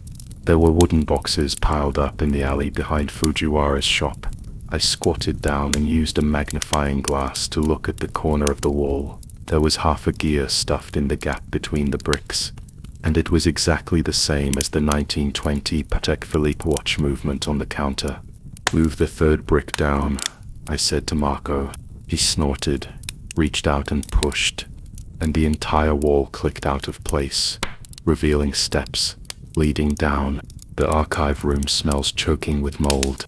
The filing cabinet was made of iron, with a half-broken key stuck in the keyhole. I fished out my magnifying glass. The wood grain of the cabinet is North American black walnut, but the seam in the lower right corner, under a magnifying glass, the sawdust edge is 3 days newer than the surrounding area. Here, I knocked on the bottom of the cabinet. Marco used a pair of pliers to open the iron plate.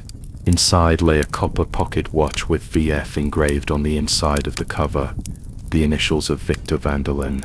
Juana's video call popped up. She stared at the close-up of the pocket watch, her fingers flying across the keyboard. Microchip. The encryption method is the same as the Phoenix Spark, but it has a triple biometric lock. Fingerprint, iris, voice print. Whose? Lydia, Carl, Victor. She paused. If any one of them is missing, it won't open. Sato's text message came in. Abandoned warehouse in Tokyo Bay, 3 o'clock. Obsidian held a meeting there last week. The iron door of the warehouse had rusted to a dark brown. Sato's tactical flashlight revealed the rusted door latch, and Marco twisted it with pliers, causing the metal to scream in its death throes. The secret room is in the innermost room, with an old-fashioned projector hanging on the wall. As the film turned, dust danced in the light beam. In the picture, Carl Hawke was wearing a neat suit, and sitting opposite him was a man wearing a crow mask. Phoenix is not about money laundering. The masked man's voice was changed. It is about establishing a transnational financial black network, allowing every sum of money to bypass the regulatory system of sovereign countries. Carl smiled. So the death of those officials is needed. Their successors will be our people. With a click sound, cold sweat broke out on my back. There was the sound of leather boots breaking glass outside the warehouse. Sato's voice exploded from the intercom. Retreat. The Obsidian people are coming. Marco dragged me out the door. Sato threw out the last jammer bomb, and blue sparks exploded in the air, blocking all signals. Here, she handed me the shell. 3 letters were engraved on the shell. OBS. Obsidian. Sirens crawled in from across the bay. Sato's taillights disappeared in the rain, and her last message popped up on her phone. They don't want a list, they want the entire chessboard. You have to choose a side. I looked down at my pocket watch. The VF on the inside of the watch cover shone coldly in the rain. The red light of Tokyo Tower pierced through the clouds, stretching my shadow very long. In some games we only discover at the very end that the person we thought we were looking for is not even a chess piece, but the real chess players are hiding in darker places. I was eating a sandwich at a convenience store when Kenichi Fujiwara's message came to my phone. The screen was blindingly bright, and the address was Shari Villa, on the outskirts of Tokyo. He said it was Obsidian's nerve center in East Asia, and the security system used was Swiss military grade. Why help me? I replied. You dismantled the Phoenix Sparks perimeter. He replied in seconds, and they owe me $3 million in intelligence fees. Sato parked the car in the woods 2 kilometers away from the villa.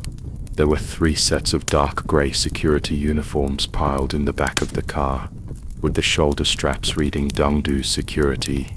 Lin Wana hacked into the other party's human resources system and found out that the shift change was at 3 o'clock this afternoon. When Marco put on his uniform, the bulletproof vest bulged out from under his clothes. The last time I wore this was when I was in Afghanistan, looking after oil fields for oil traders. How long can Lin Wana last? I checked the knuckle pads of my tactical gloves. 5 minutes. The sound of her typing on the keyboard came from the headset.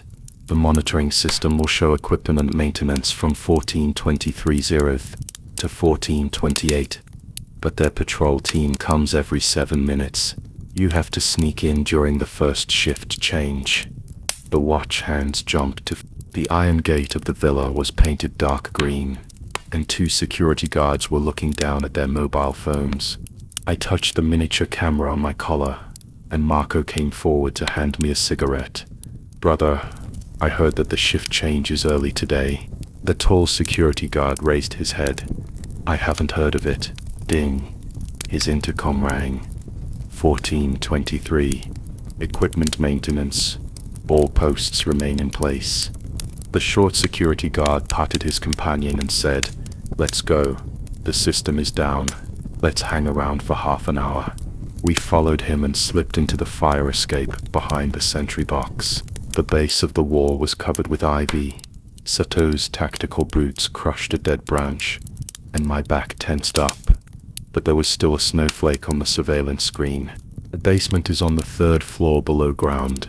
The combination lock uses iris pice fingerprint dual verification. Sato used a master key to open the panel and cut the 2 red wires. I learned this when I was repairing a villa for a Saudi prince 3 years ago. This old German lock can be opened by cutting the red and connecting the green. The moment the door opened, the musty smell mixed with the burning smell of electricity rushed out. There was an old projector hanging on the wall, with dust floating in the beam. On the projection screen was a complex architectural diagram.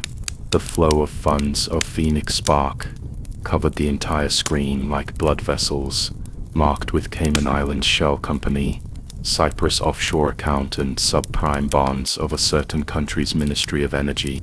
In the center was a silver terminal, the shape of its interface fitting perfectly with the copper pocket watch in my pocket.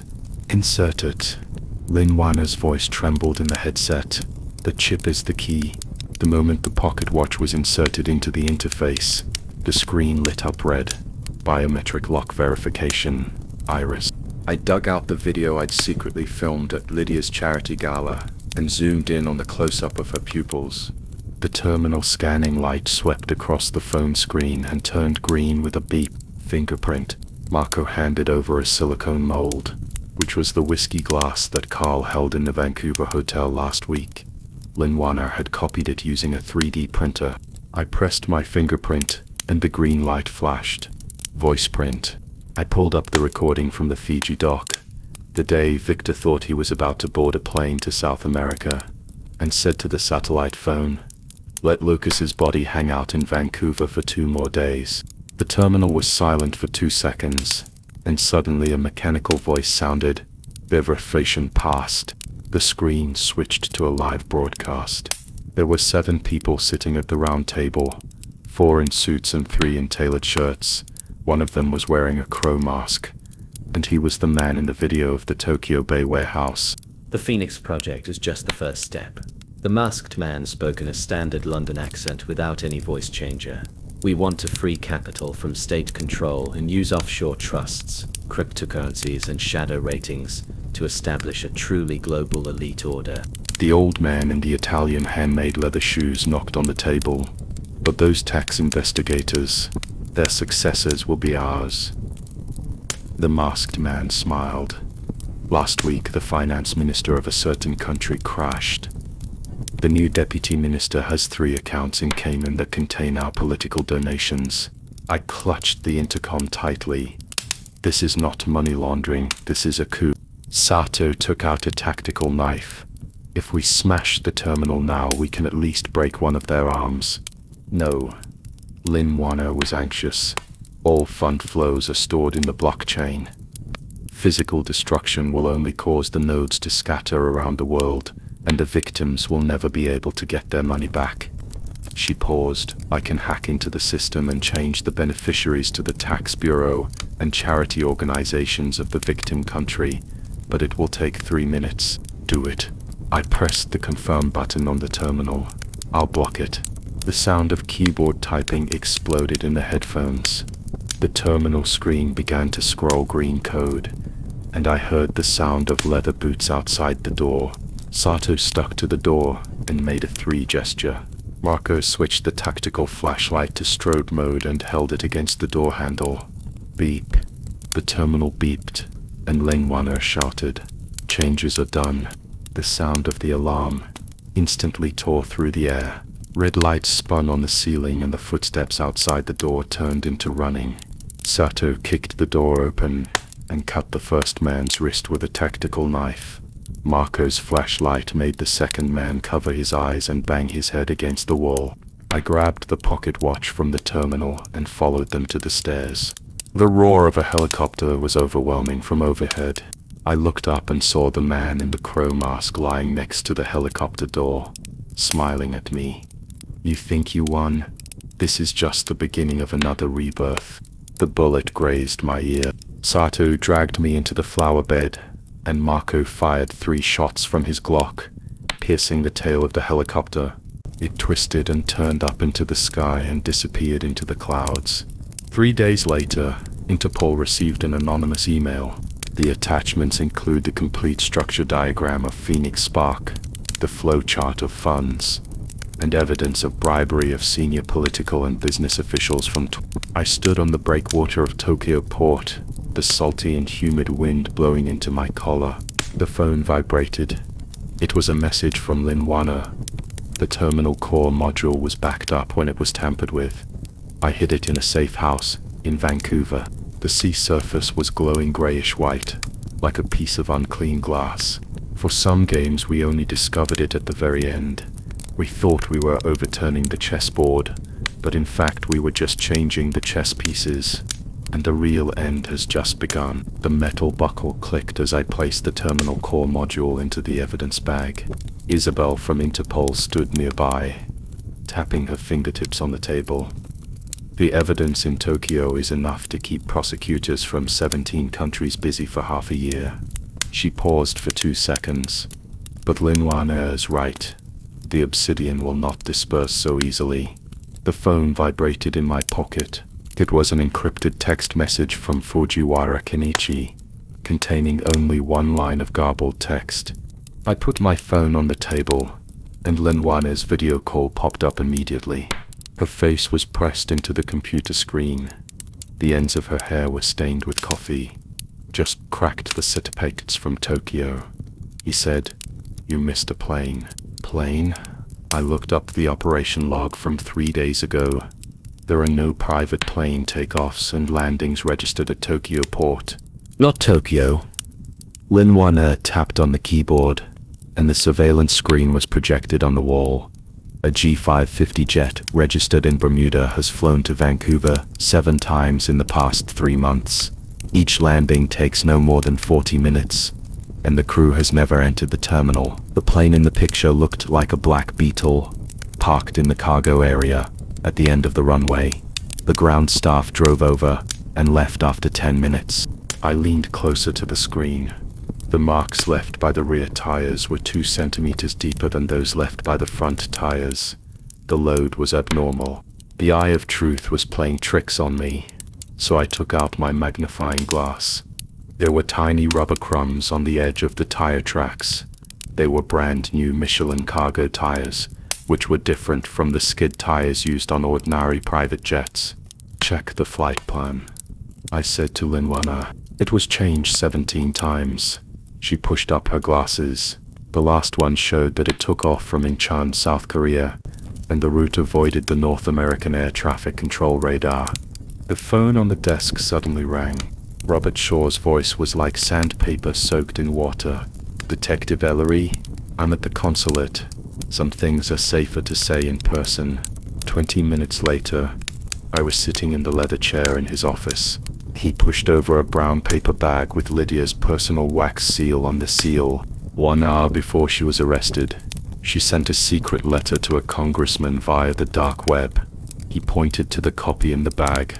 The content was Phoenix Project, North American Defense Line activated, scapegoat in place, falling ghost. I opened the letter. Lydia's handwriting was very sloppy. "Is it related to the previous body double case? She didn't want to escape." Robert lowered his voice. "She wanted someone to continue living for her." He drew a circle on the calendar with his pen. That plane, the last cargo it carried, was at Pier 23, at the port of Vancouver. When Lin Wanner called, I was squatting in the mud at Pier 2. The tire marks extended from the gap in the barbed wire to the seashore, and the patterns were exactly the same as the airplane wheel marks in the surveillance video. We scanned the containers on the plane. Her voice was filled with electrical noise. The surface showed Ming Dynasty porcelain, and the X-ray showed that there were 2 boxes containing electronic equipment and biological sample jars. Biological sample. I touched the oil stain next to the tire track, and smelled like aviation fuel, more like a data carrier. Isabel stood behind him without knowing when. "A micro-storage tank. Maybe it contains encrypted information." My intercom suddenly exploded. The airport dispatcher's voice trembled. "G550 took off forcibly 5 minutes ago and turned off the transponder." When I rushed to the police car, Linwana was still shouting. "They are disguised as a medical rescue flight and are now at an altitude of 10. The Coast Guard's interception request was rejected by the Air Traffic Control Authority. I stood on the harbor breakwater and looked at the increasingly smaller point of light in the night sky. The wind blew the smell of the sea into my collar, and the hair on the back of my neck stood up. It felt the same as in Tokyo Port. We dismantled the chess pieces, and the players set up a new game. At 3 o'clock in the morning, Lin Wanner sent the plane's final route map to my mobile phone. The trajectory moved northeast from Vancouver Harbor, circled in Alaska's airspace, and finally disappeared over the Bering Sea. I zoomed in on the starting point coordinates: 037 Tiridian, 126 Tiridiade. The longitude and latitude of Incheon Port flashed on the screen like an unhealed wound. My phone vibrated. It was a message from Isabel. "Interpol has an informant in Incheon Port. Do you need support?" I stared at the coordinates on the screen and took out the magnifying glass from my pocket. There were very faint watermarks on the edges of the longitude and latitude numbers in the lens. Someone had wiped them with wet fingers before Lin Wanner sent it. The chess pieces of obsidian may have already been settled in Incheon Port.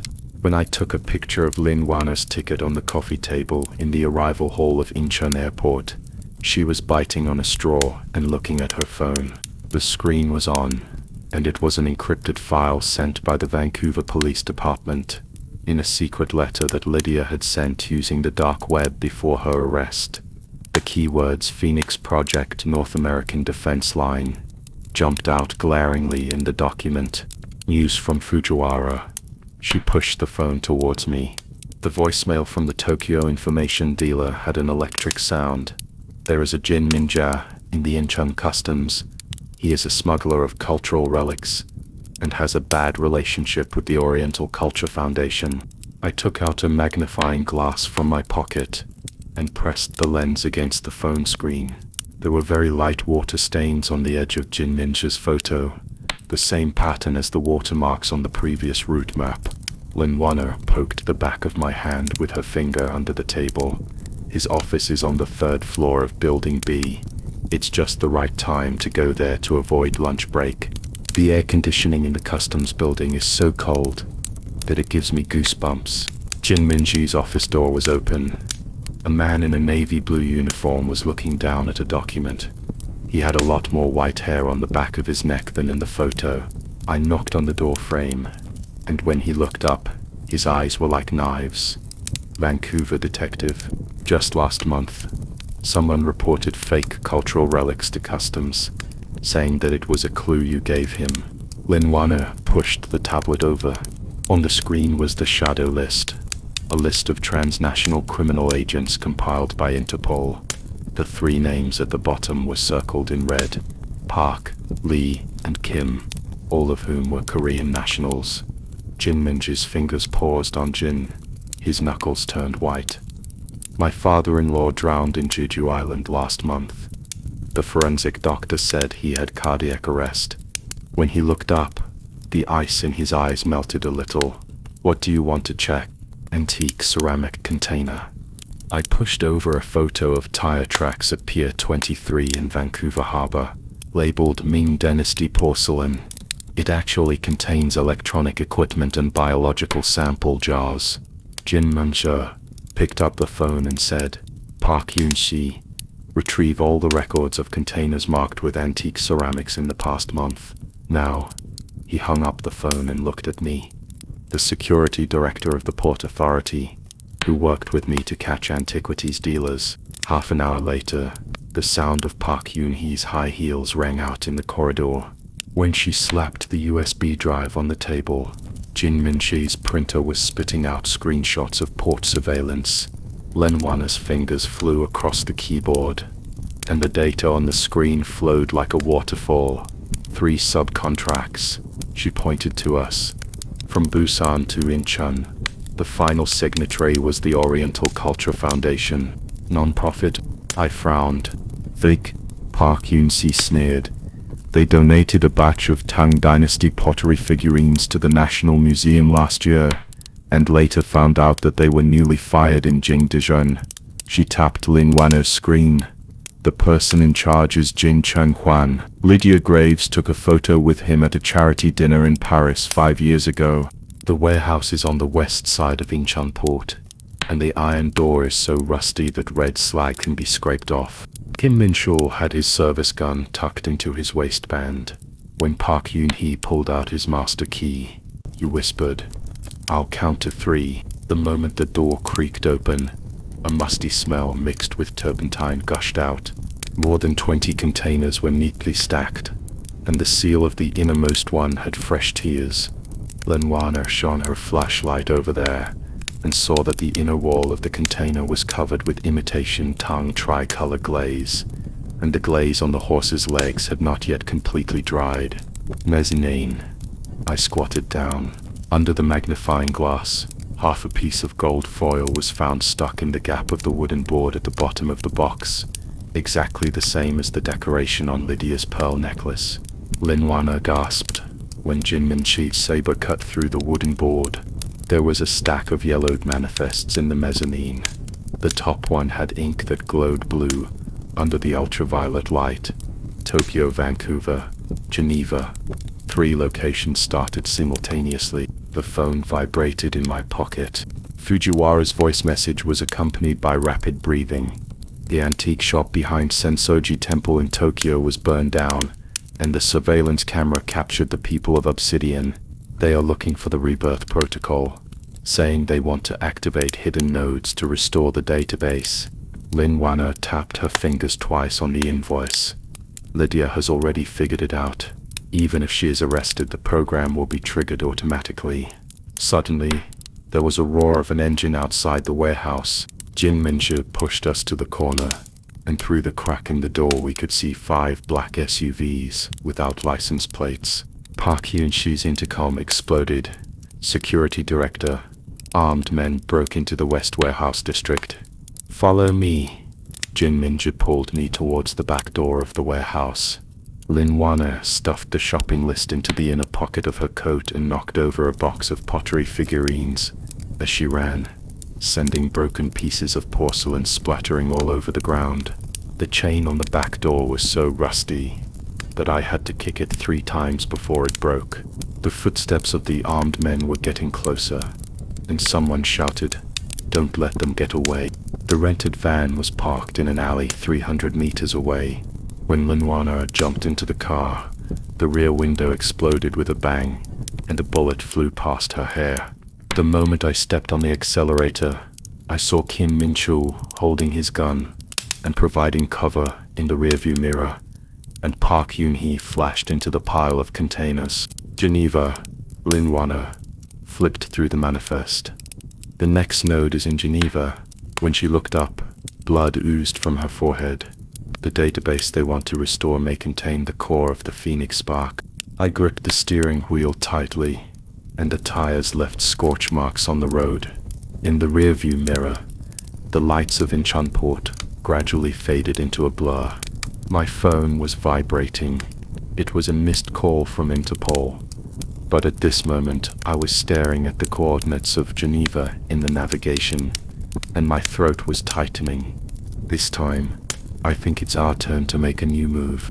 The wind from Geneva brought the dampness and chill of the lake water, and it blew the collar of my suit straight into my neck. I parked the car in a birch forest half a kilometer away from the estate, and touched the forged auditor's certificate in my inner pocket. Oliver Blake had stuffed it into my pocket in a Zurich cafe last night, and the cover still had the imprint of his cufflinks. The camera has switched to a looping footage from 3 hours ago.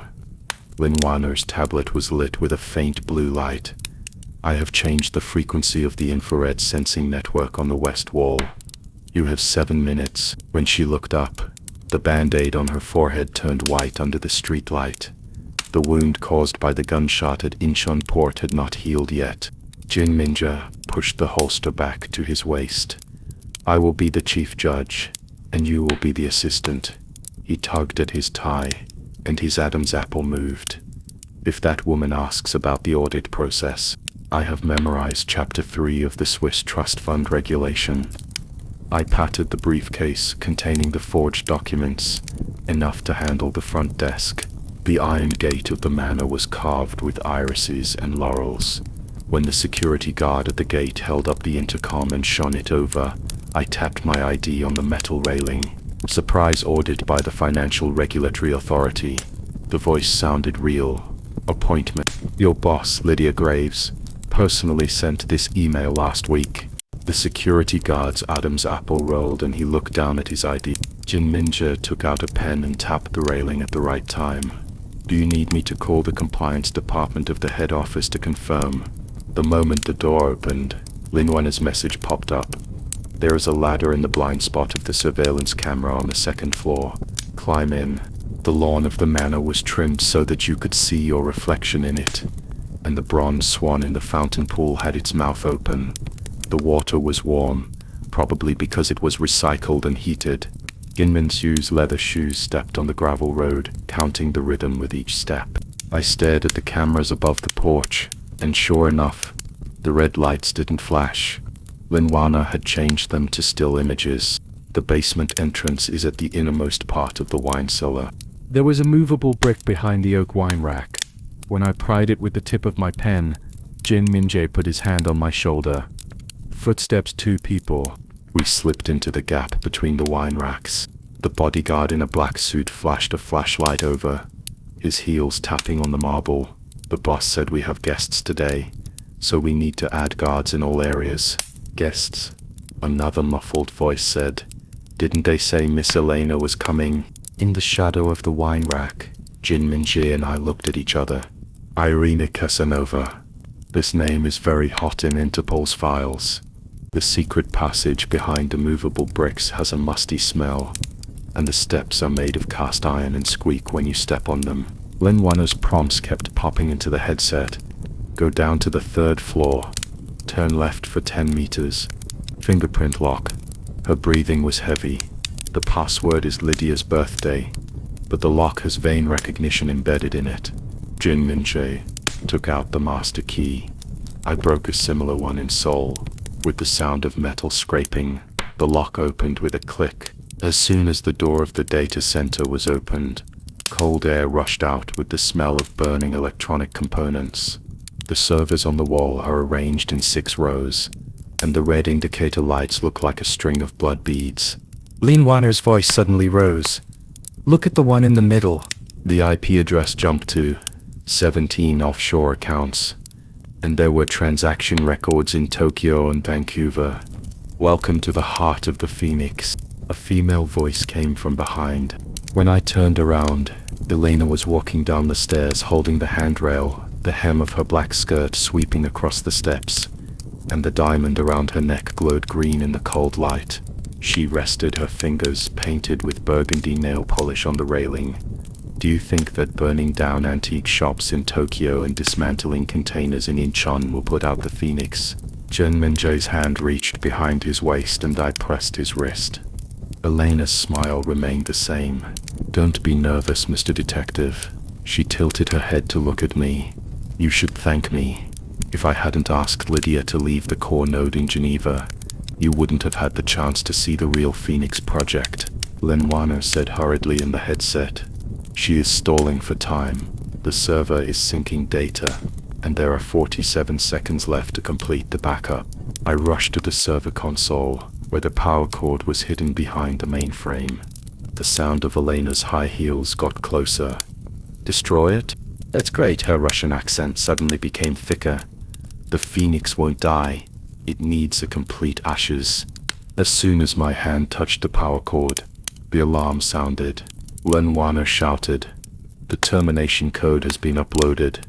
I pulled hard, and the lights on the entire row of servers went out. In the darkness I could hear Elena's breathing beside my ear. "Do you think this is the end?" Her nails dug into the back of my hand. "This is a new life." The moment the backup generator started up, she was gone. Jin Min-jae chased out of the basement and saw only the iron door shaking at the stairs. Lin Wanner's tablet was lit up. The progress bar stopped at 99%, and the red font jumped. "System crash. Data not fully backed up." 3 days later, Interpol's announcement was posted all over the police station's intranet. Lin Wanner sat on the swivel chair in my office. On the screen was a log that she had dug out from the wreckage of the server. 2023-10-15. "Phoenix will not die. It will return in another form. LG, short for Lydia Graves. The sunset over Lake Geneva dyed the window glass blood red." I fished out half a piece of gold foil from the container at Incheon port and rolled it between my fingertips. It was exactly the same as the decoration on Lydia's pearl necklace. "She knew we would find this place," I whispered to the lake. Lin Wanner's swivel chair spun around. "You mean she left this line on purpose?" I put the gold foil into the evidence bag. Just like a cat playing with a mouse, it always loosens its claws. The phone vibrated on the table. It was a message from Park Yoon-hee. There was movement at Victor's old house in Vancouver. The surveillance camera captured a woman in a black dress. I grabbed my coat and headed for the door. The wind blew up the curtains and rustled the typed-up journal pages on the table. The date on the last page was piercing, 2023-10-15, the day we were chased at Incheon port. Some situations were not planned by us from the very beginning. I didn't sleep a wink the night the server lost power. We squatted on the floor of the computer room and scanned each hard drive slot with a magnifying glass. The metal interfaces were shining with fresh scratches.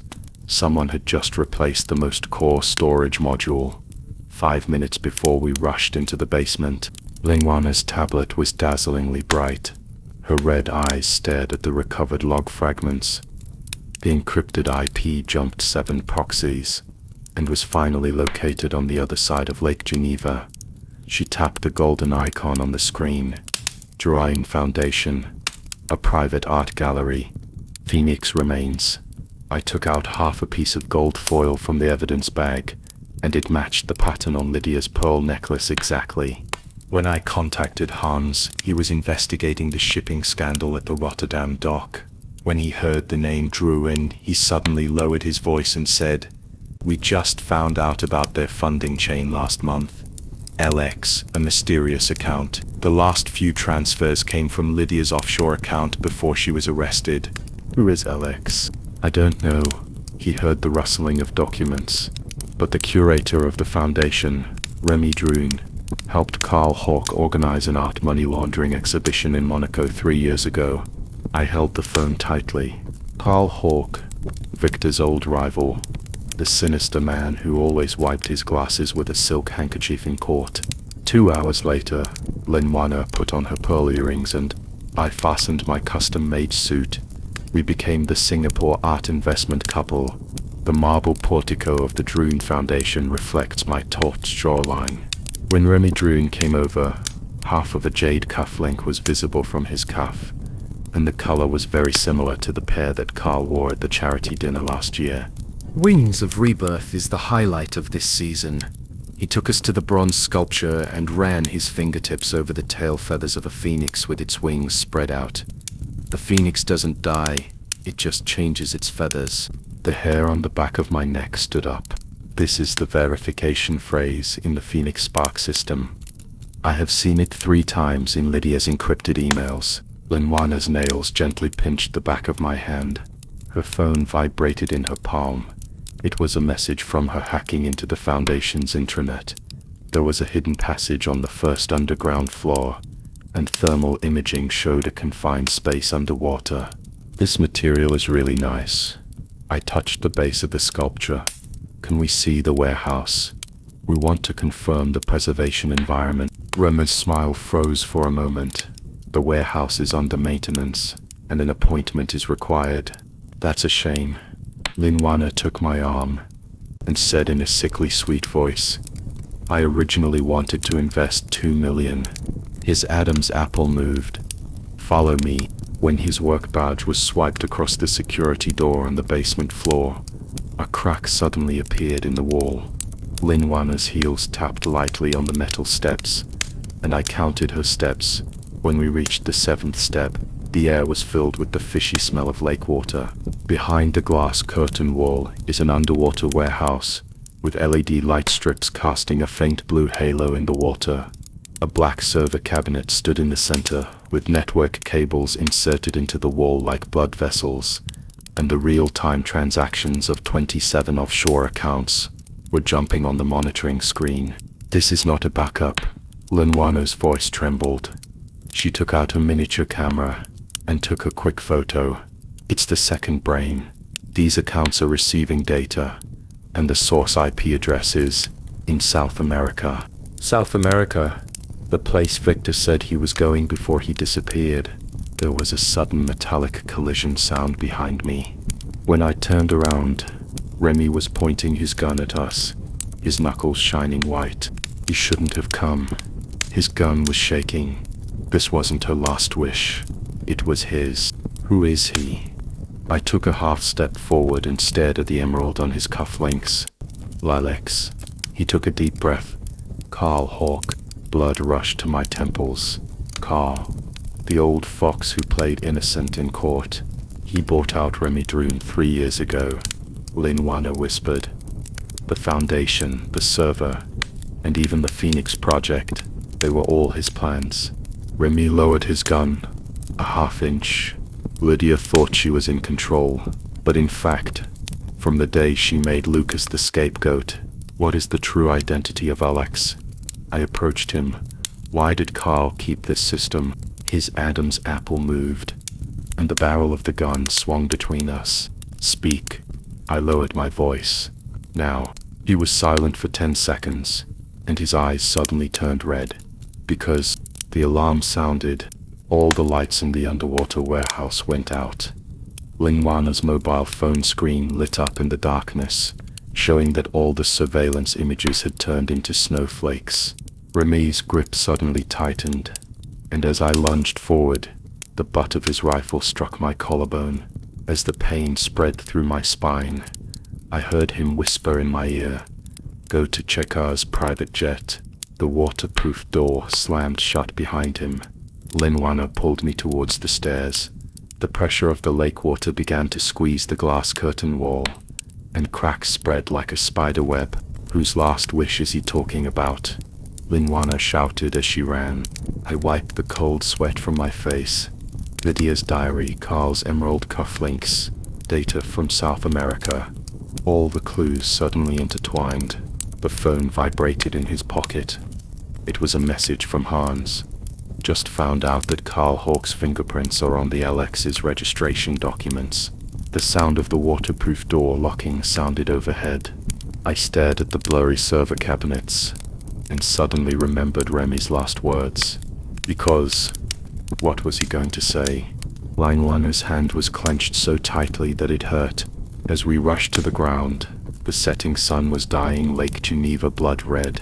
Remy's car had long disappeared, leaving only the phoenix tail feathers of the sculpture Wings of Rebirth, flashing coldly in the wind. I took out the half piece of gold foil and rubbed it between my fingertips. Some situations were not set up by us from the very beginning.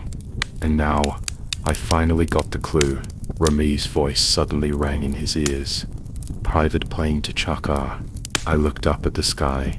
A silver plane was flying over the lake, the letters on its tail gleaming in the sun. CH, the initials of Carl Hawk. A new message popped up on Linwana's phone. It was a record of her hacking into the airport system. "Carl Hawk's private plane will fly to Buenos Aires at 10 o'clock tonight." I clenched the gold foil and turned to look at Linwana. "Book the nearest flight." She nodded, her fingertips tapping rapidly on her phone. The wind lifted the hem of my suit and rustled the feathers of the phoenix sculpture.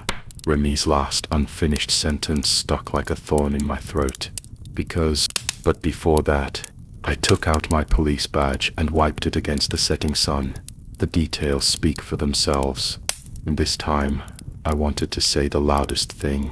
By the time I had Remy pinned against the waterproof wall, I had kicked his gun under the server cabinet. Lake water seeped in through the cracked glass, wetting his cuffs, and revealing the phoenix totem embroidered on the inside, exactly the same pattern as on the gold foil. "Who is LX?" I pressed my thumb against the artery at the back of his neck.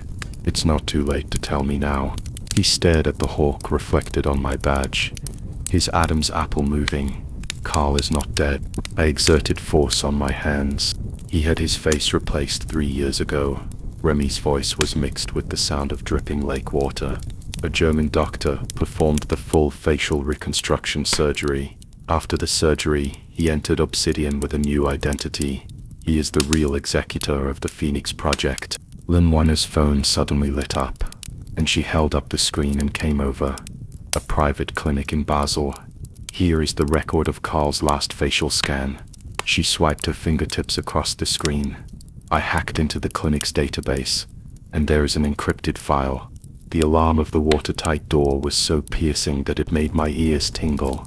Remy suddenly laughed, blood seeping from the corner of his mouth. "Lydia, she is just a pawn that Carl placed next to Victor. Shut up." I pulled off his tie and tied his wrists, then turned to Linwana and said, "Unlock the encrypted file." She nodded, and the phone holder popped out a tiny antenna, and the code on the screen scrolled rapidly. 3 seconds later, the video popped up. In the picture, Carl was wearing a dark grey suit, and a hooded man was sitting opposite him. The background was a world map with Vancouver, Geneva, and Incheon marked with red dots. The second round of launch is ready. Carl's voice was lower than I remembered.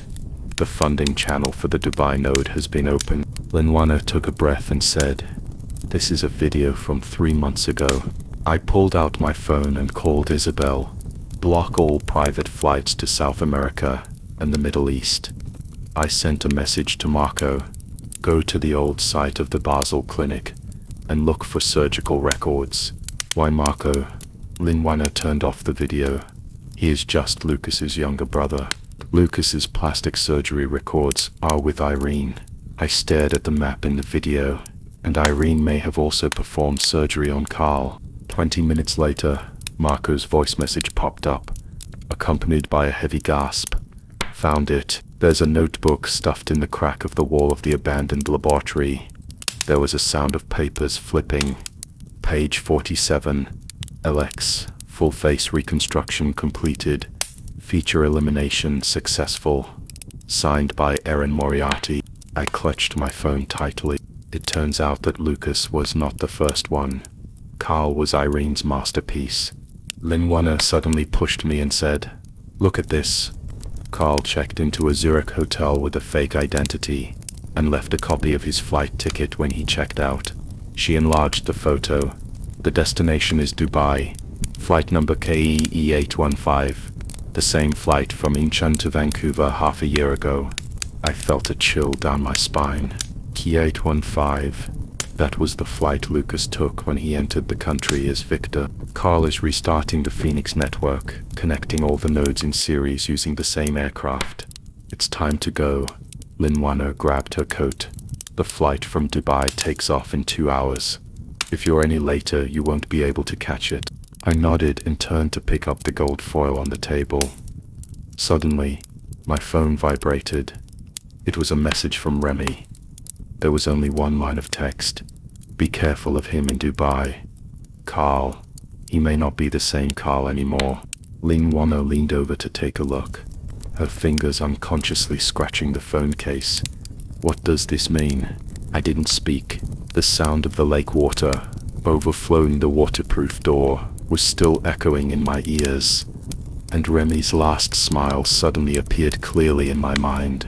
On the chessboard of the Phoenix project, we have always been chasing shadows, while the real chess players may have changed their faces long ago.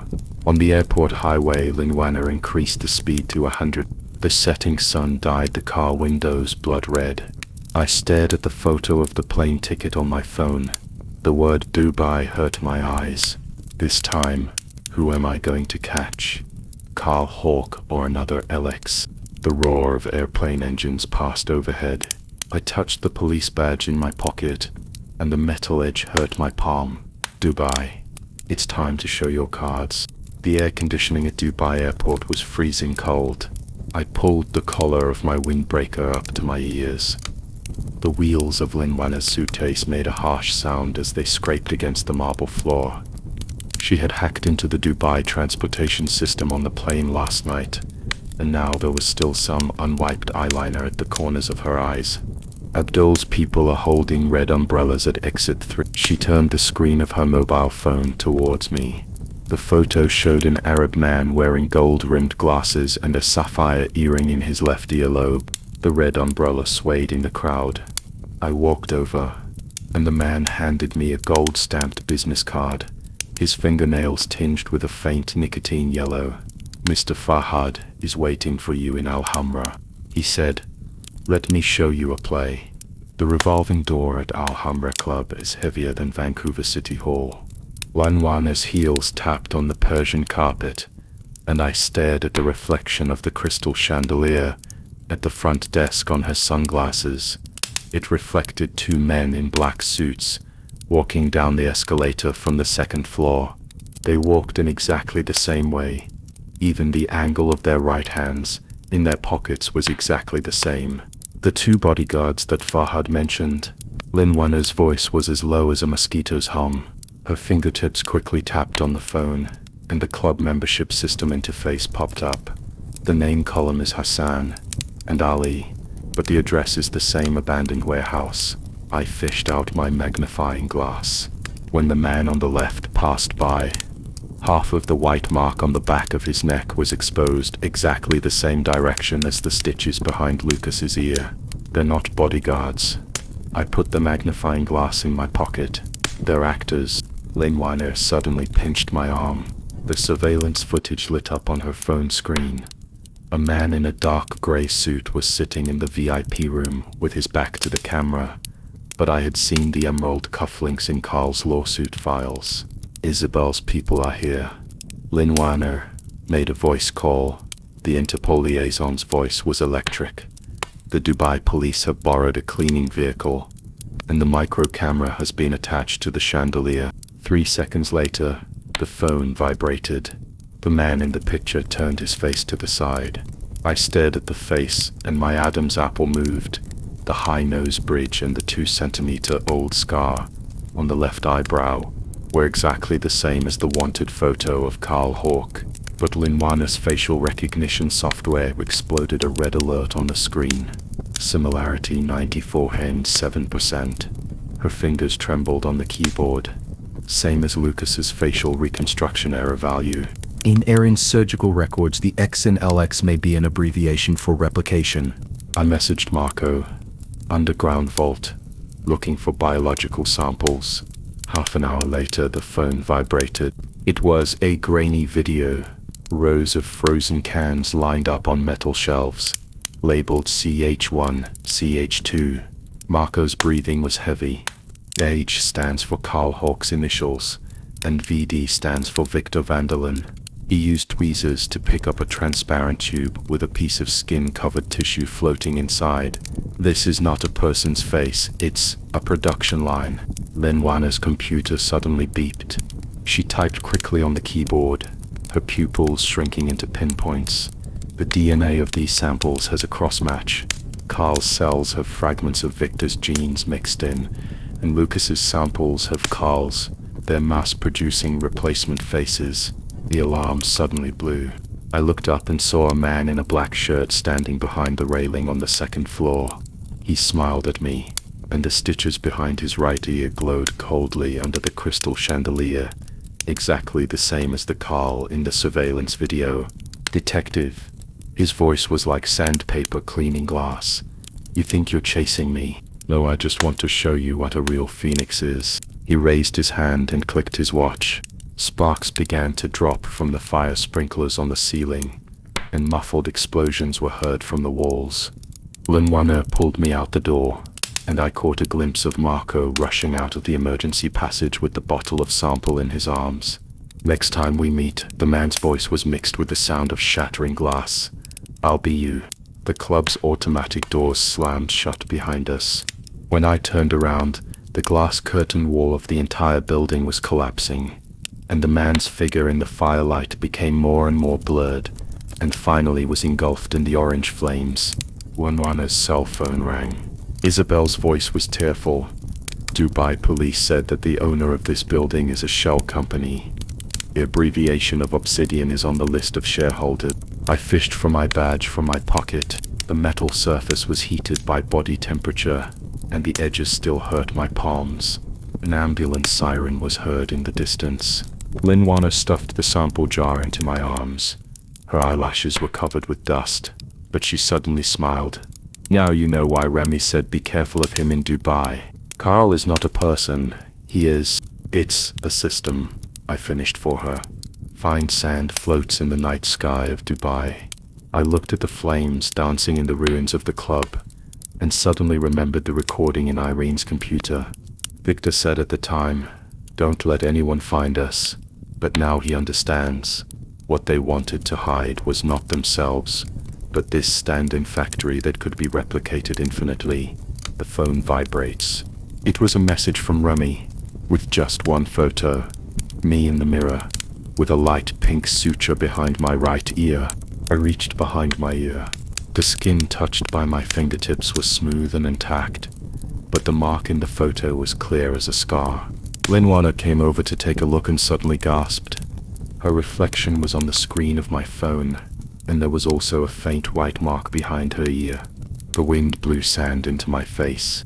I was looking at the club still burning in the distance when I heard footsteps behind me. Very slow, very light, exactly the same frequency as mine. That's the end of tonight's story. Thank you for listening. Have a good sleep. Good night, dear wanderer.